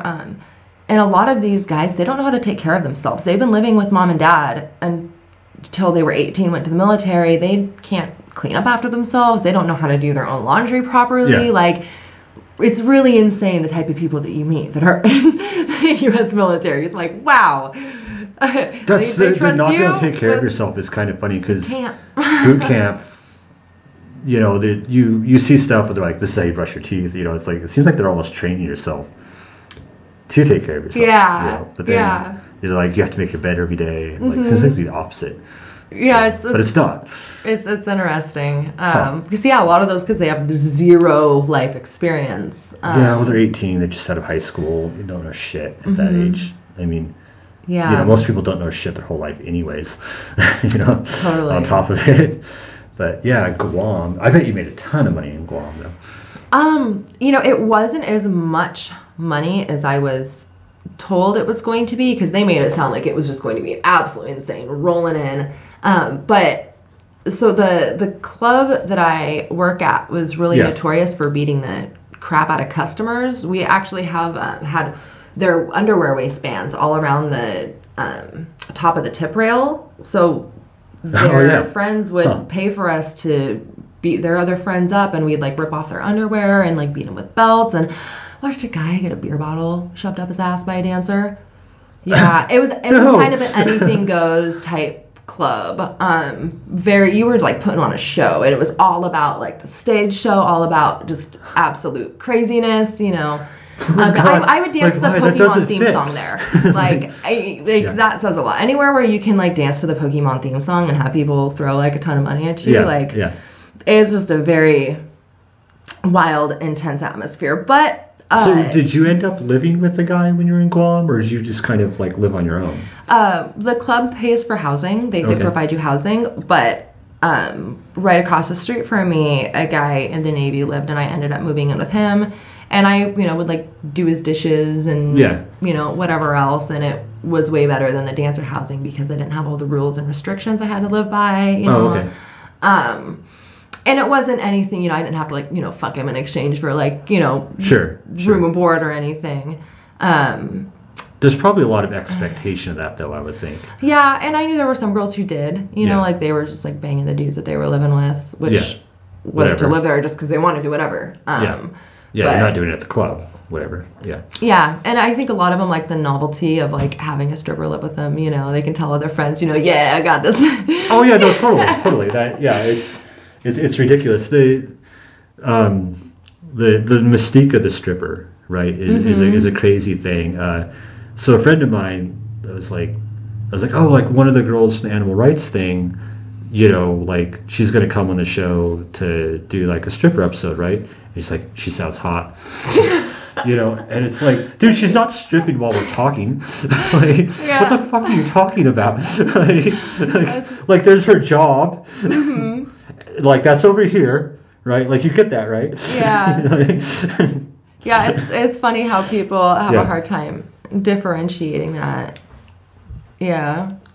And it's relationships too are something we could talk about, and having like relationships. Oh yeah, totally. That's gotta be hard or strenuous on, Because I mean, obviously, like I said, you're not turning tricks at the club. There's no concern there from your boyfriend or whatever.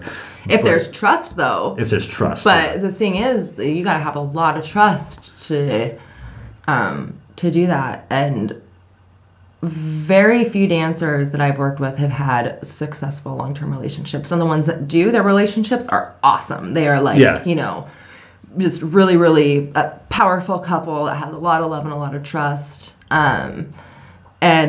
So my partner, we met in Guam. He was in the military. Oh, okay. We didn't meet at the club. We met at a bar. But so I've been dancing since we met each other. And when he tells people that I'm a dancer, their first response is usually, "How do you let her do that?" And he's like, "I don't let her do anything. You can't like chain her to the radiator. That's a woman. She can do whatever she wants." Yeah. I think that obviously the better way that they should phrase it would be like how are you able to cope with that is what they meant. Way better. Yeah. It's, how do you let her do that? Yeah, it's whoa. like no, just what she wants, Yeah. But yeah, that's definitely a recipe for jealousy. Yeah. All the way. Or girls' partners will try to take advantage of them, because their girlfriends are bringing home hundreds of dollars a night. In fact, heard of guys, attempting to like pimp out their girlfriends and, or really taking advantage of, everything that they have to offer. You can just go tomorrow and make more money. You can just go tomorrow and make more money, Yeah, because there's like we said about the people not realizing that the job is over when you leave the club, right? So, I mean, do you get people that they find out you're a dancer and they're like, "Oh, hey, so I'm having a bachelor party at my house. Can you come over for a private show?" Or do they then like, "Well, at the club I have to respect the boundaries, but she'll come over." Obviously she's really a prostitute. Yeah. I mean, like how does all that end up? Like, is that commonplace when people like find out, or? When I was single, it was. Now when most people meet me, I'm usually my partner with. Oh, okay. So it's a little bit more of like, okay, well, I don't know if it's the thing that's like, well, she doesn't have a problem with it, but he does. Maybe that kind of like protects you, insulates you, maybe? Probably. Yeah. A lot of people will pawn stuff off like that, onto the other partner. Just like with him being, vegan, like, oh, he's only doing it because she is. And I was like, no, he's an adult. Well, I mean, men will do amazing things over the prospect of a woman. But I mean, if he's truly into it, you would know if he was faking it. His heart wouldn't be there. Because even in my, like, I'm gonna try and do vegan for 30 days or whatever. I mean, there were days where I did it better, and then there were days where it was just like, man, if my heart was really in this, I'd be doing a better job. Because like we talked about before, like my objection is like the factory farming, right? Yeah. As opposed to, but then you guys take it a step farther and you're like, no, it's all bullshit. Which is always an interesting conversation. But I mean, I think the good thing about that is to get to the world that you want to get to. Yeah. You have to get to the world that I want to get to first. So there's definitely some like locking arms there. Totally. Yeah. So I mean, that's a good thing if you can find common ground to cooperate, even if you have the same goal in the end. We just help each other get to some point along the way. Exactly. Because I mean, like in our lifetimes, like the furthest we'd ever realistically get would be the world I want to get to. Yeah. So, but yeah, the jealousy thing though, like that hasn't really been much of a problem for you then? Not with my current partner. I have a really, really supportive man who's like, you're a peacock. You go. You can fly. You do what you need to do. And he knows that in the club I'm respecting the boundaries that, we set, and I don't go beyond those. Yeah. You're not providing extra services. Gotcha. Yeah. And a lot of girls that I work with, though, their partners will use it is they'll like hang it over their head for any argument.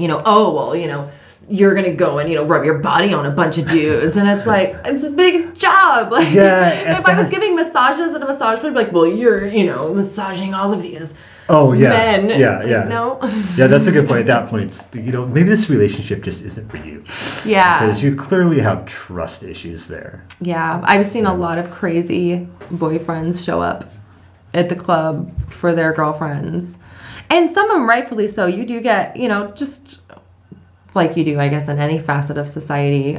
You do get girls who are scandalous and they're, they don't honor their relationships inside the club. And on top of that, like you said, the dude checking up, whether, he was right or wrong in terms of what he thought was happening, there's definitely got to be a safety issue there too. Like, I would imagine that, because obviously guys are trying to get the girls to come home with them, right? Yeah. But have you ever been in a position where you're like, I think that car is following me back from work? Yeah. Someone just showed up at your house, things like that. I actually got followed, it was probably about a year ago, all the way from State Line up to my neighborhood. And I didn't realize it until I got off the freeway and I noticed that it was the same car and I'm like, oh, that's kind of weird. And then I pull off into my neighborhood and I'm like, okay, that's still the same car. This is really weird. And so I start making. Did you drive around the block? I made like 4 left turns or something, and they were still following me. So then I'm like, oh fuck. So I gun it and I start just taking all of these crazy turns and I turn off my lights and I make another few turns with my lights off. Like, please don't hit a cat or something. Like, God. Yeah. And then I ended up. I parked in front of my house, which then I'm like, I probably shouldn't have done that. But I was like, I didn't see their car around at all, and I went straight inside and yelled for my boyfriend, and we were strapped all over the house. So if he comes out with the AR and it's like, if someone's following you, then he got in the car and was driving around to try and find out who it could have been. But someone totally 100% followed me about a year ago. And there are guys, who the bouncers will walk us out at the end of the night. It only goes so far, though. And they'll, most of the time they'll watch us drive away and make sure that there's no cars following us. And then if there is, like my friend was followed maybe probably like 3 months ago. And they actually called her on the phone and said, you need to turn around right now.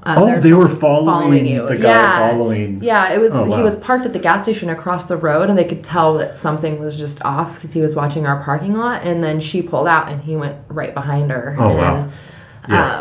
That's pretty cool with the bouncers, though. And those bouncers, they ain't small guys. One of them is. But I've also seen him kick a lot of ass. So you never know. Well, it's like you said, like the small guys, like no one backs down, right? Yeah. So small guys have to learn to fight, and big guys can just point and tell you to go that way. Yeah. It's kind of. It's funny how people in there think that they're the ones that are in control of the situation, like.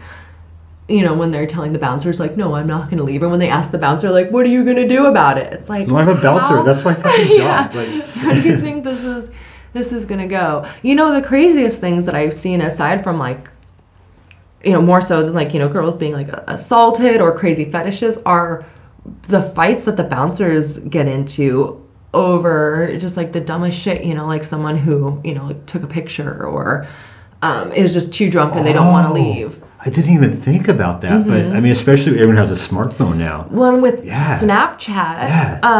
You could be on Facebook instantly with the wrong pose. Well, before with camera phones, you take a picture and it's saved to your gallery, and then the bouncers can go in and go, hey, go delete that picture.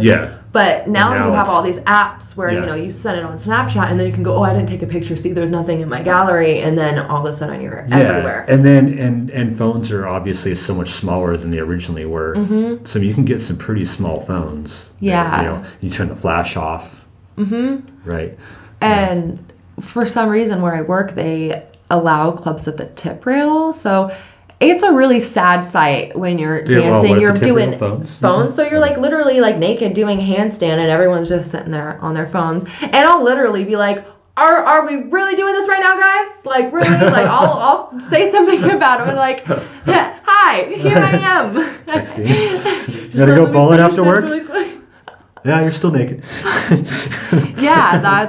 That's so funny. It's sad. It is so sad to me that people, I'm like, you look at where you are right now, and you're really going to sit there with your head in a screen like you can do all day long. A strip club is the only place where you can do a naked handstand. And nobody will give a shit. And I think that's what we were talking about earlier, where once you've been in the club for 20-25 minutes, just naked becomes the uniform. Right? So I wonder if it's that, maybe it's they've been there half an hour, and maybe they've been to this club, maybe they're like a regular, Yeah. so they're kind of like naked as the uniform. I've been here half an hour, and I've already seen all these girls like last week and the week before and the week before. Yeah. So, but yeah, it would be infuriating. Yeah. It would be like, you're a cashier and you're just like, can you put down your phone? I told you it's $34.98. Uh-huh. Stupid fucking asshole. You know? Yeah, that's how I feel about people on their So phones. can you do pole tricks? Yeah. Dude, awesome. Pole tricks are so fucking cool. Yeah, it's a lot of fun. I have a pole at my house. Oh, so, really? Nice. Yeah. Yeah. Our pole at the club doesn't spin, which is disappointing. So my tricks don't look nearly as cool. Because if you want stuff to to help look with the really cool on a rotation static around. pole, you have to have a lot of strength, more so than I have. But yeah, I can pull Yeah, some stuff. because you've off. seen pun like intended. what's her name, Janine Butterfly, those like professional pole dancers. Mhm. So like I mean, obviously that's world class level. Yeah. So like, how crazy are your pole tricks? I can go upside down a couple different ways. Okay. Yeah, that's Which is still impressive. I mean, not breaking your neck in itself is yeah. impressive. It's impressive to someone who doesn't know anything about pole dancing, but to someone who knows anything about pole dancing, So it's easier it wouldn't than be it looks. impressive. Yeah, I get a lot of like cheers and a lot of oh my gods, but for anyone who knows anything about dancing, Yeah, like, because oh, I mean, that's- there's like the friction of your skin on the pole, but like how in shape do you have to be to like, let's just say, just hold onto the pole with like the back of your kneecap, right? yeah, Just like a single point of contact, we'll say that, or well, you can go even to double. Like your hand could be up there if you want. a lot of girls when they first start they can't climb the pole. They are unable to like get themselves up off the ground. So it would take a little bit of conditioning, I think, for most people. Yeah. What I have a hard time with because, so I'm really tall. I'm like 6 feet tall, Okay. and so when I am doing inverts, I am bringing up a lot of length up above over my head. So that's going to take a lot more strength to do than someone who's like 5 feet tall and they just can like whip themselves around like it's nothing. So I'm a lot of person Because you have more length, it takes more time for you to flip over. Is that what you mean? yeah, and just I equate it to like really short people, like tiny people who do like bodybuilding. When they're doing Okay. a bench press, they only have to move it 3 inches to their chest and up because their arms are so small. It's Yeah, like the center- same type of Center of gravity is a very important yeah, thing. yeah. So I always get super jealous when I see these little tiny girls who just instantly, because they're so small, they can just all of a sudden do all these things, and I'm like, damn, I would. But then, like you said, if it's a lot easier than the average person thinks it is, because it's pole dancing is just very cool. Mhm. It's very. I've gone on YouTube before for hours and just sat there and just watched Oh, it's so professional pole cool. dancers. Like, I mean, the stuff they do where it's like, dude, you're like 30 feet in the air. You just- And yeah, they drop themselves, right? Uh-huh. And then they catch themselves like half a foot from the ground. Yeah. And it's like, dude, you almost rammed your head Mhm. into the cement floor, and you did all of it with only like the back of your kneecap. And As a point of so contact. painful. If you can Yeah. imagine, like all of your weight, like Oh, does it burn touching, like a rug burn? pinchy, burn. It is. Pole dancing is one of the most painful performance arts. They're probably like anything where you have a points of contact on a metal bar. So like have you seen the aerial hoop dancing? It's called Lyra. I know what it is. I've seen it before. Yeah, Like, yeah, same thing. Just incredibly painful. And that's what I think. I have to push through more so than strength conditioning is just getting comfortable holding positions where all of your weight is 'cause on when this you- one spot and your skin is pulling and it's. Because it's not about how much you can bench. It's about how much resilience your muscles have, and like okay, I'm gonna hold a 5-pound weight out Mhm. as long as I can. Like that's the conditioning that you're doing. Yeah. Yeah. Yeah, and a lot of like pull up stuff too. So when I Okay. go to the gym, Yeah, I'm doing that's a true. lot of You gotta like be able to pull your body lat weight pull up. downs and stuff. Yeah. Mhm. Yeah. It's okay. Yeah. So you're definitely getting a workout as well. Like if you're doing a lot of pole tricks. A huge workout, and there's a Yeah. whole there's the floor work and then the pull work, and then there's also floor work, which is a Floor whole work's other. Pretty like I've seen girls do floor work and Mhm. maybe I just saw the wrong one. But Oh, there's crappy floor work. And there there's was awesome like just floor like work. you're just like laying there and like flailing. Like Yeah, the leggy waves. You know, there's Yeah. girls that I've seen where, oh gosh, and if you try to do the leg stuff and you don't know how to do it, you literally just look like you're on your back, like flailing your legs around, and it's like, oh gosh, no, stop. But then you get good at it, and it's like What? hypnotizing. Yeah. It's fun. Huh. Yeah. Okay. So there is a lot more to the groundwork, and I would think like with the younger girls, they walk in there and they're just like, I'm 18. Everyone here's a perv. Just like Yeah. whatever. Anything I do. Yeah. Pretty much, yeah. Yeah, And yeah. that's also kind of it too. The guys, I'd say a lot of them don't really care what you're doing up there. If you do it well, it's appreciated. Sure. But at the end of the day, Well, I suppose if you're their type too, because I mean that's going to be a lot of identifying. Yeah. Like, so how easy is it for you to identify? Like I'm that guy's type. You Because you don't. have a lot of tattoos. Yeah, I've learned to totally not pre-qualify in that way at all. Oh, okay. because- So you don't think like that. Yeah, and I used to, and I would get really in my head about it. I'd see, an older, more conservative-looking man and be like, oh, I'm not Yeah. going to go talk to him. He's not going to want anything to do with me, because of all these different things about me, and that's totally not it. A lot of guys that you would never expect, they, have like a secret fantasy of like, the hot tatted chick. Yeah, yeah. So I So you just got to definitely give try. everyone a blank slate. Mhm. Okay. Yeah, what gotcha. I do so that I don't get in my head about it is I will see someone sitting down and I will just not even, I'm just like, okay, that's where I'm going. And I'll give myself like 2 seconds to process the fact that like that's where I'm headed, and then sit down and start the interaction. your thing. Yeah, but because if I sit there and think about it, then I'm going to go through all of those reasons of why they wouldn't want to get a dance with me, why they wouldn't want to sit with me, which Yeah. So Yeah. like the feeling of rejection, right? I mean, you're probably past that now in terms of like, oh, whatever, I was type fucking, But like when you first started, it was like, God, like this guy doesn't want to dance. Like, what the fuck is wrong with me? Like, Yeah, totally. It's when, everyone around you is making insane amounts of money, even like, the biggest, most busted chicks there who don't have a personality to back it up are, the Stripinator. Kitty told me about. Like she was like looked like she was from Soviet Russia or something. She's just like this like Sativa. That was Yeah, the that's her name. name. Yeah, yeah. Yes, Yeah. the bodybuilder. So my. I should have gotten Kitty here today for this. But, Oh yeah. Yeah. I remember her. She was really really nice. Her husband was so big that he couldn't wipe his own ass. She told me that she had to do it for him because his arms were so big he literally couldn't reach behind him and do it. She was huge. My dancer shoes broke when I first started dancing. Yeah. And she gave me her pair. Oh, that's and nice. I have that pair Yeah. for a really long time. So I have fond memories of her. But yeah, she would basically, guys, you'd be like, do you want to dance? I'd be like, okay. Yeah, that's what Kitty said. She would like walk up and like paw someone's shoulder. It's like, do you want to like, yes, ma'am. Yeah. Oh, that's totally. She was awesome though. Okay, so like we said before, you work at a totally nude club, right? Mhm. So obviously there's times during the month, So Oh, what do you do yeah. about that? I've totally bled on guys. Oh, really? Before. Yeah, if you do this for long enough, eventually that's going to happen. Something's gonna happen, yeah. Yeah, I was given a lap dance, and thankfully he was like wearing blue jeans, but I grinded on him. Grinded. Look at our dictionary, make sure this is correct. Yeah. And I left this like mucousy smear of blood. Like, yeah, it was like Actually, not.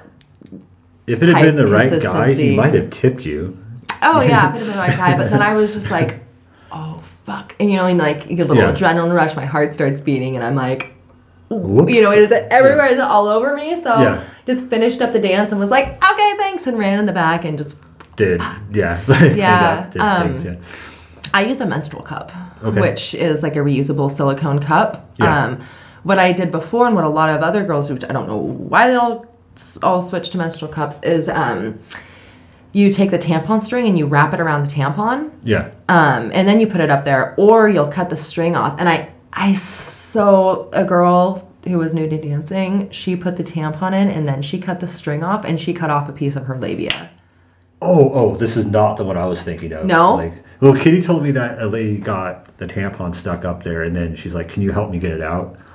And it's like, "No, you need to do it. I'm not sticking my finger up there." Oh my god. You know, like, I have a helping sister out. Like, yeah, let's I know, let's do this clinical style. Yeah. So yeah, that's definitely like I think a lot of people think of that, you know, but. And there have been times where, you know, because you don't have access to the string, where I'm like, is it in there forever? And you really have to like, you sit on the toilet and like relax and like meditate and like visualize it, because they can get wedged back up there pretty good. I think it's hilarious that you bled on a guy. That's. Mm-hmm. Did he freak out, or he didn't? I don't know if he. Or did he even notice? No, I just was like attention up here. Yeah. Money exchange, and then I was out, then I was in the back going, oh my god. More so than that, though, lactating while dancing. That's something that a lot of people don't think about. Once again, that probably is a seller if you get the right guy. Oh, it's a huge seller. So what I've learned, and this is hilarious to me, is that if a man has had kids before, there's like a 95% chance that he has a breast milk fetish. Like the guys who have had kids, because right after I had my baby, pretty much during every lap dance, they would start leaking. So I'd have to either I can like rub it in and play it off as sweat, or I'm just gonna be like, oh, oops. By the way, that's what this is. Yeah. And if they didn't have kids, they were usually horrified. Because there were a couple times where I couldn't really play it off, and I was like, oh, that's what this is, because they're just like, the fuck, why am I all wet? Oh, weird, must be the AC leaking. Yeah, the fire sprinklers have gone on. It's the weirdest thing, just only right here. But yeah, I've had quite a few men pay me extra to go into the back and spray them down. I've had a lot of guys who have asked to actually nurse on me like they were babies and like suck on them. I can see that, yeah. Oh my god, just the thought of that is like so many no's. No, like I'll spray you with my milky weird. That's fine. Yeah. I think it's funny. Yeah, like I'll hold you down. Yeah. But yeah, when someone doesn't want it, they can be pretty offended. Like, get your titties off me. Sorry. Which is so, I don't know, people are so, I mean, I get not wanting to be covered in like someone else's random bodily fluids. Right. But people are so weird about that, right? Like, it's just milk. Well, and how many people are guzzling the milk that comes from a, enslaved, like, bovine, like, mammal. Yeah, and that's another good point, too. It's like, so it is a real weird logical inconsistency, right? Because we're not okay with the milk of our own species, but we're okay with the milk of a cow. Yeah. It's like, but this is human milk. And, like, you have literally drank this before. Yeah. But it weirds you out. Yeah. It's very, doesn't make any sense. It's really interesting. Yeah. I watched the YouTube video of this woman. They, like, set it all up to where someone was, lactating, and this guy is at this restaurant. He wants coffee in his milk, so she comes over and she's like, okay, squirt. And the guy's like, oh, thank you. And everyone around is like, what the hell is going on? Yeah. I think I might have seen that. It's pretty funny. It's kind of familiar, actually. Huh. Yeah. Yeah, that's okay. So the lactation. So like we said, if you got the right guy, they probably like paid extra for it. So like. So people pay like for weird stuff, right? So like, what's the most someone's paid you for your breast milk? Like I can't imagine that. This is weird. Like, hey, I'll pay you to squirt on me. Yeah, I got. Like, what's the going rate for that? I got 6. The most that I got paid for it was, and a lot of times it was, throw me a few extra 20s and like, squirt you a few times, whatever. But this guy, because I could tell that it was like. It's like, so what happened was I accidentally milked on him while I was dancing, and he was like, oh my god, is that what I think it is?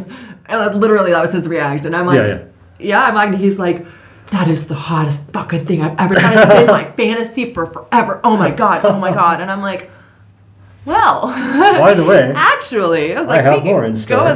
We can go in the back, because with the club, the rule was, you can't squirt people with your milk out there, but if guys want to get a private room, then I can, just go. I can see it. The rule makes sense for like the general floor. Yeah. Because like you said, some guys are gonna be like, oh, that's fucking weird. Which would be my own personal rule. Oh, okay. I wouldn't. He was like, if you're gonna, if we're gonna do that, we're gonna go in the back. That's interesting because I mean, you're really in a profession where from the moment you hit stage, you're kind of bearing it all, right? Mm-hmm. So,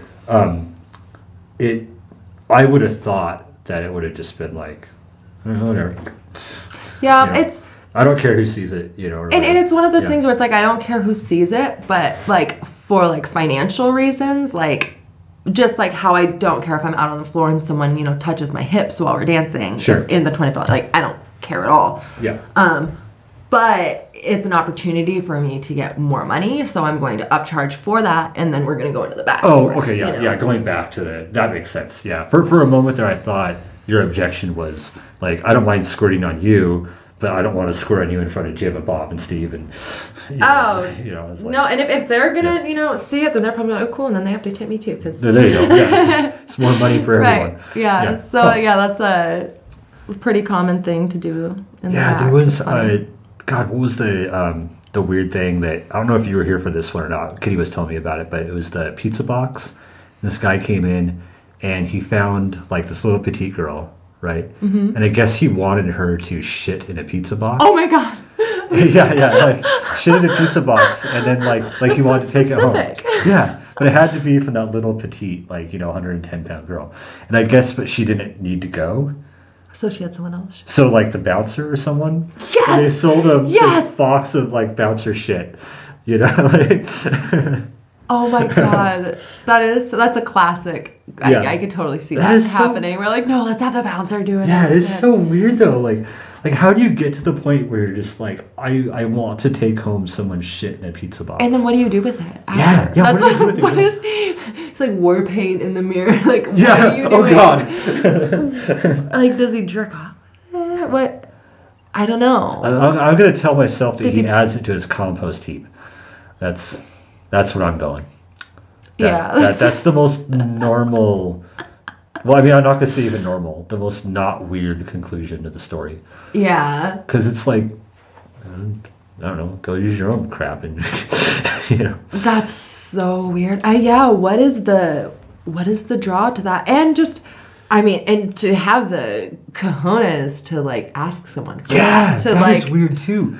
Like we all have like fucked up shit in our head, right? Mm-hmm. But like I can't imagine. Like, I don't know, let's just pick something weird. Like, let's say that I had a fantasy of someone shoving a Pepto-Bismol bottle up my ass. Specifically. Whatever. Like, it has to be Pepto-Bismol, right? Like, not the Walmart imitation brand. Right? Like, how could you, like even in the strip club where it's kind of like, okay, she's used to hearing weird stuff, right? And she's kind of here to cater towards my weirdness. Yeah. Right? Like, how do you get that sentence out of your mouth? I would feel so batshit weird and sheepish. You just reminded me of something that I totally forgot in Guam. I went to the private room with this guy, and he's like, okay, so I want something really specific. And he's like, I've never told anyone this before. And you could tell he was like, it was true. Really, he really wanted to get it out, and it's something that he'd never been able to share with any of his partners. And he was like, can you jerk me off with your feet?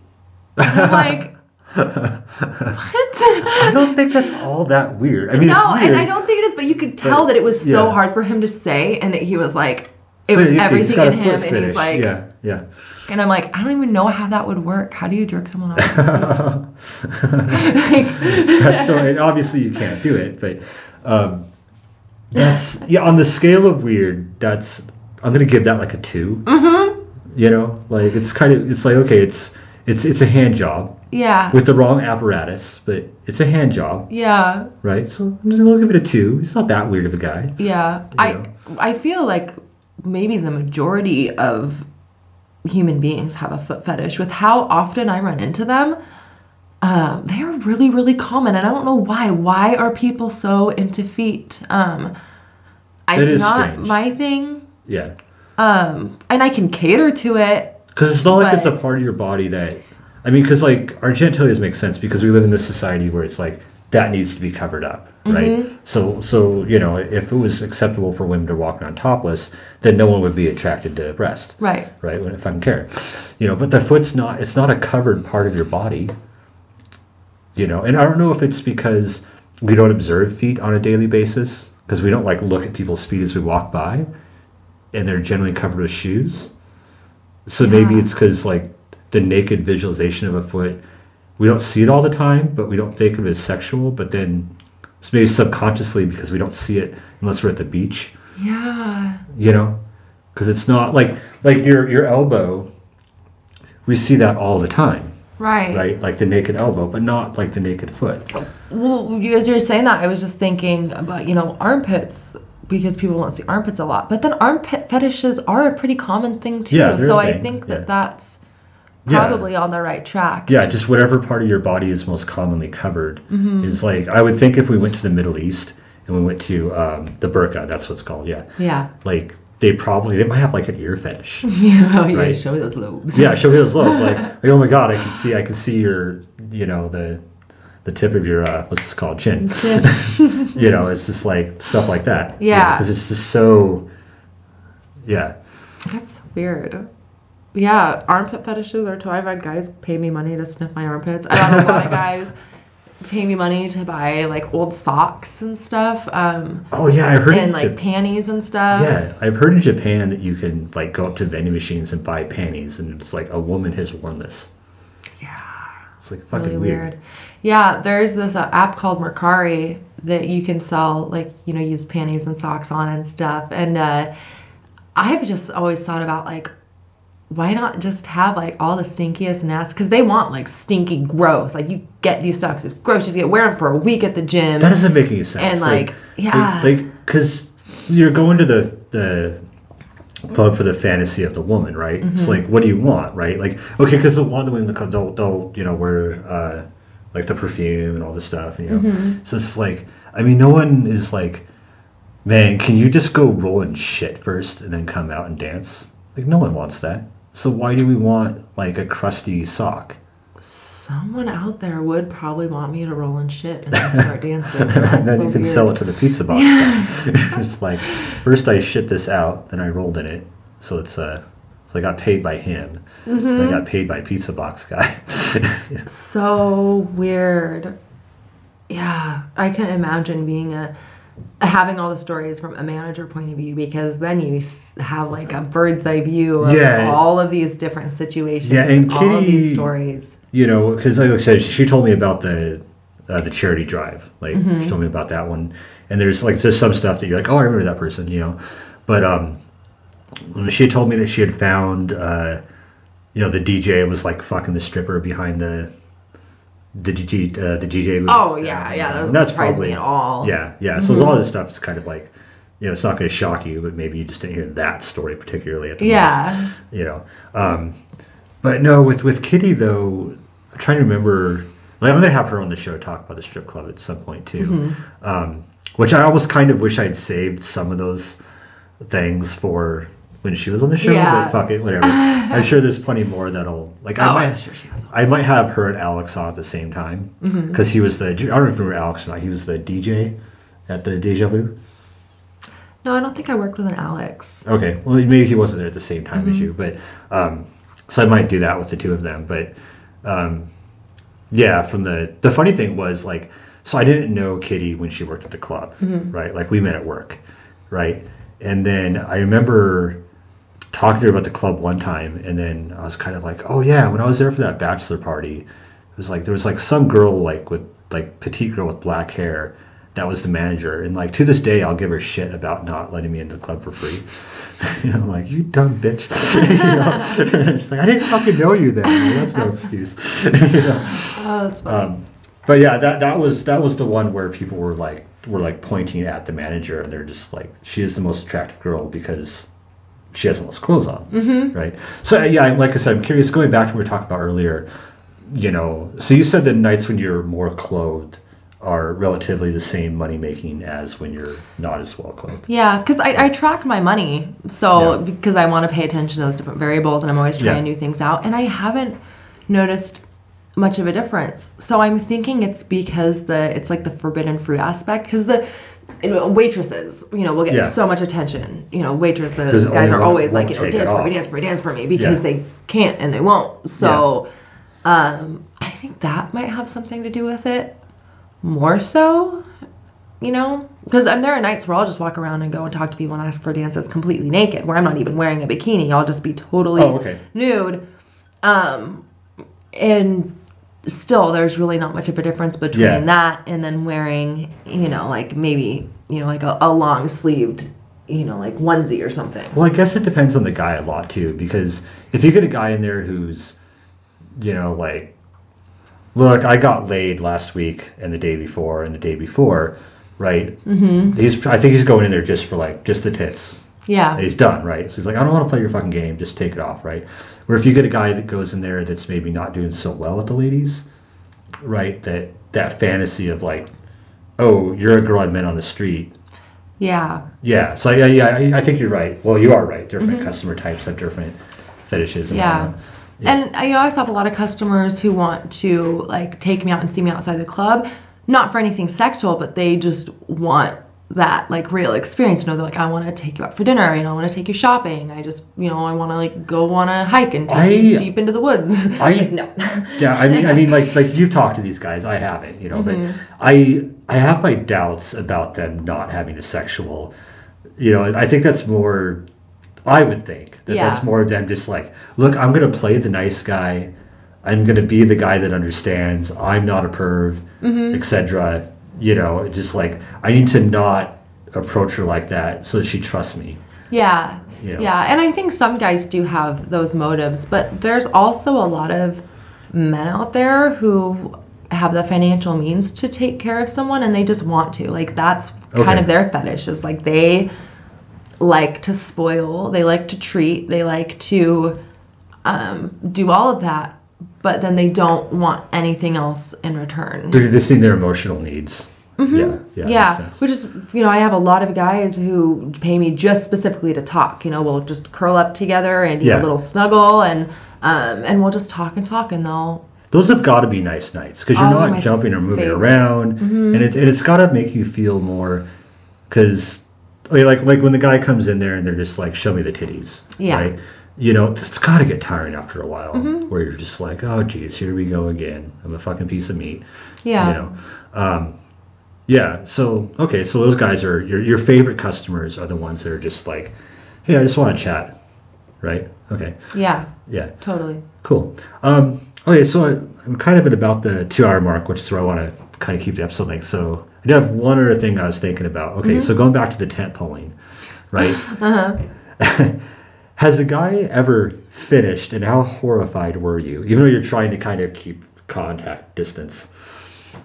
That's happened. One time. It happens way more times than you would ever expect. Okay. It's actually kind of a common occurrence. Okay.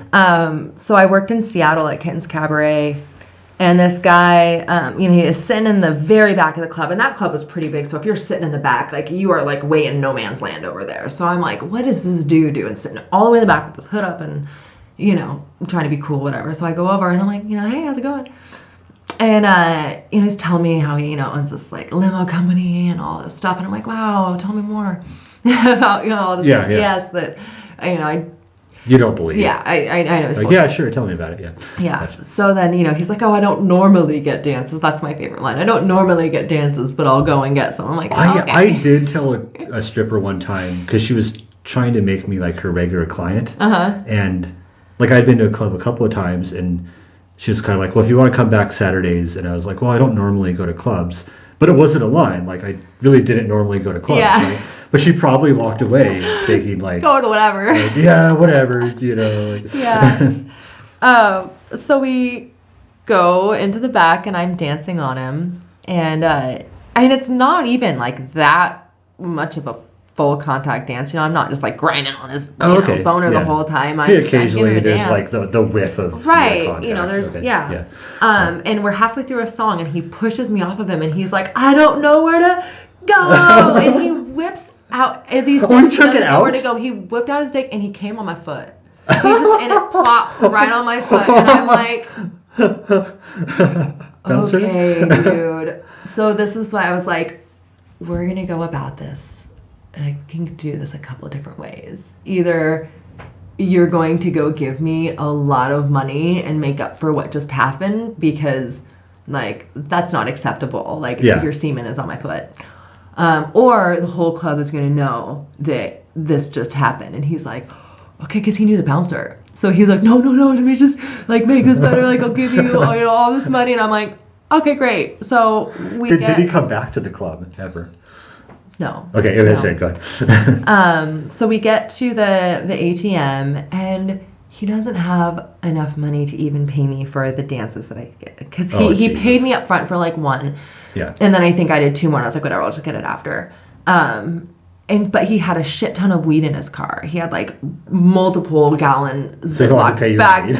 weed. Yeah. So then I'm like, I go to the bouncer. I'm like, okay, so you're not able to pay me, and this is a problem for multiple reasons. So I have to go talk to the bouncer about this, and we're gonna figure this out, because apparently you know the bouncer. And so he ended up giving me like, I don't know, it was like 3 or 4 ounces of weed or something. And I was still not satisfied. I was like, I can't pay my bills. Not with to weed. sell this. Like, Yeah. this is stupid. And yeah, you have guys. I honestly don't care if a guy comes during a lap dance. Like Sure. that's So it's like not on you, but right. Yeah, like, But at Deja Vu, there was this guy who was wearing, you know, those swishy pants that are like the tearaways that have like they make the oh, like the it's sound like when you I'm walk. wearing pants, not wearing shorts. Is that what you mean? No, Or- they have like the buttons down the side and Oh. you can tear them away, but they also Okay. make like a funny sound when you walk. They're like swish, swish, swish, swish. Okay, swish. anyways, Yeah. So he was wearing those pants, which do not absorb anything at all, right? And Oh, I'm Jesus. dancing on him, and I go.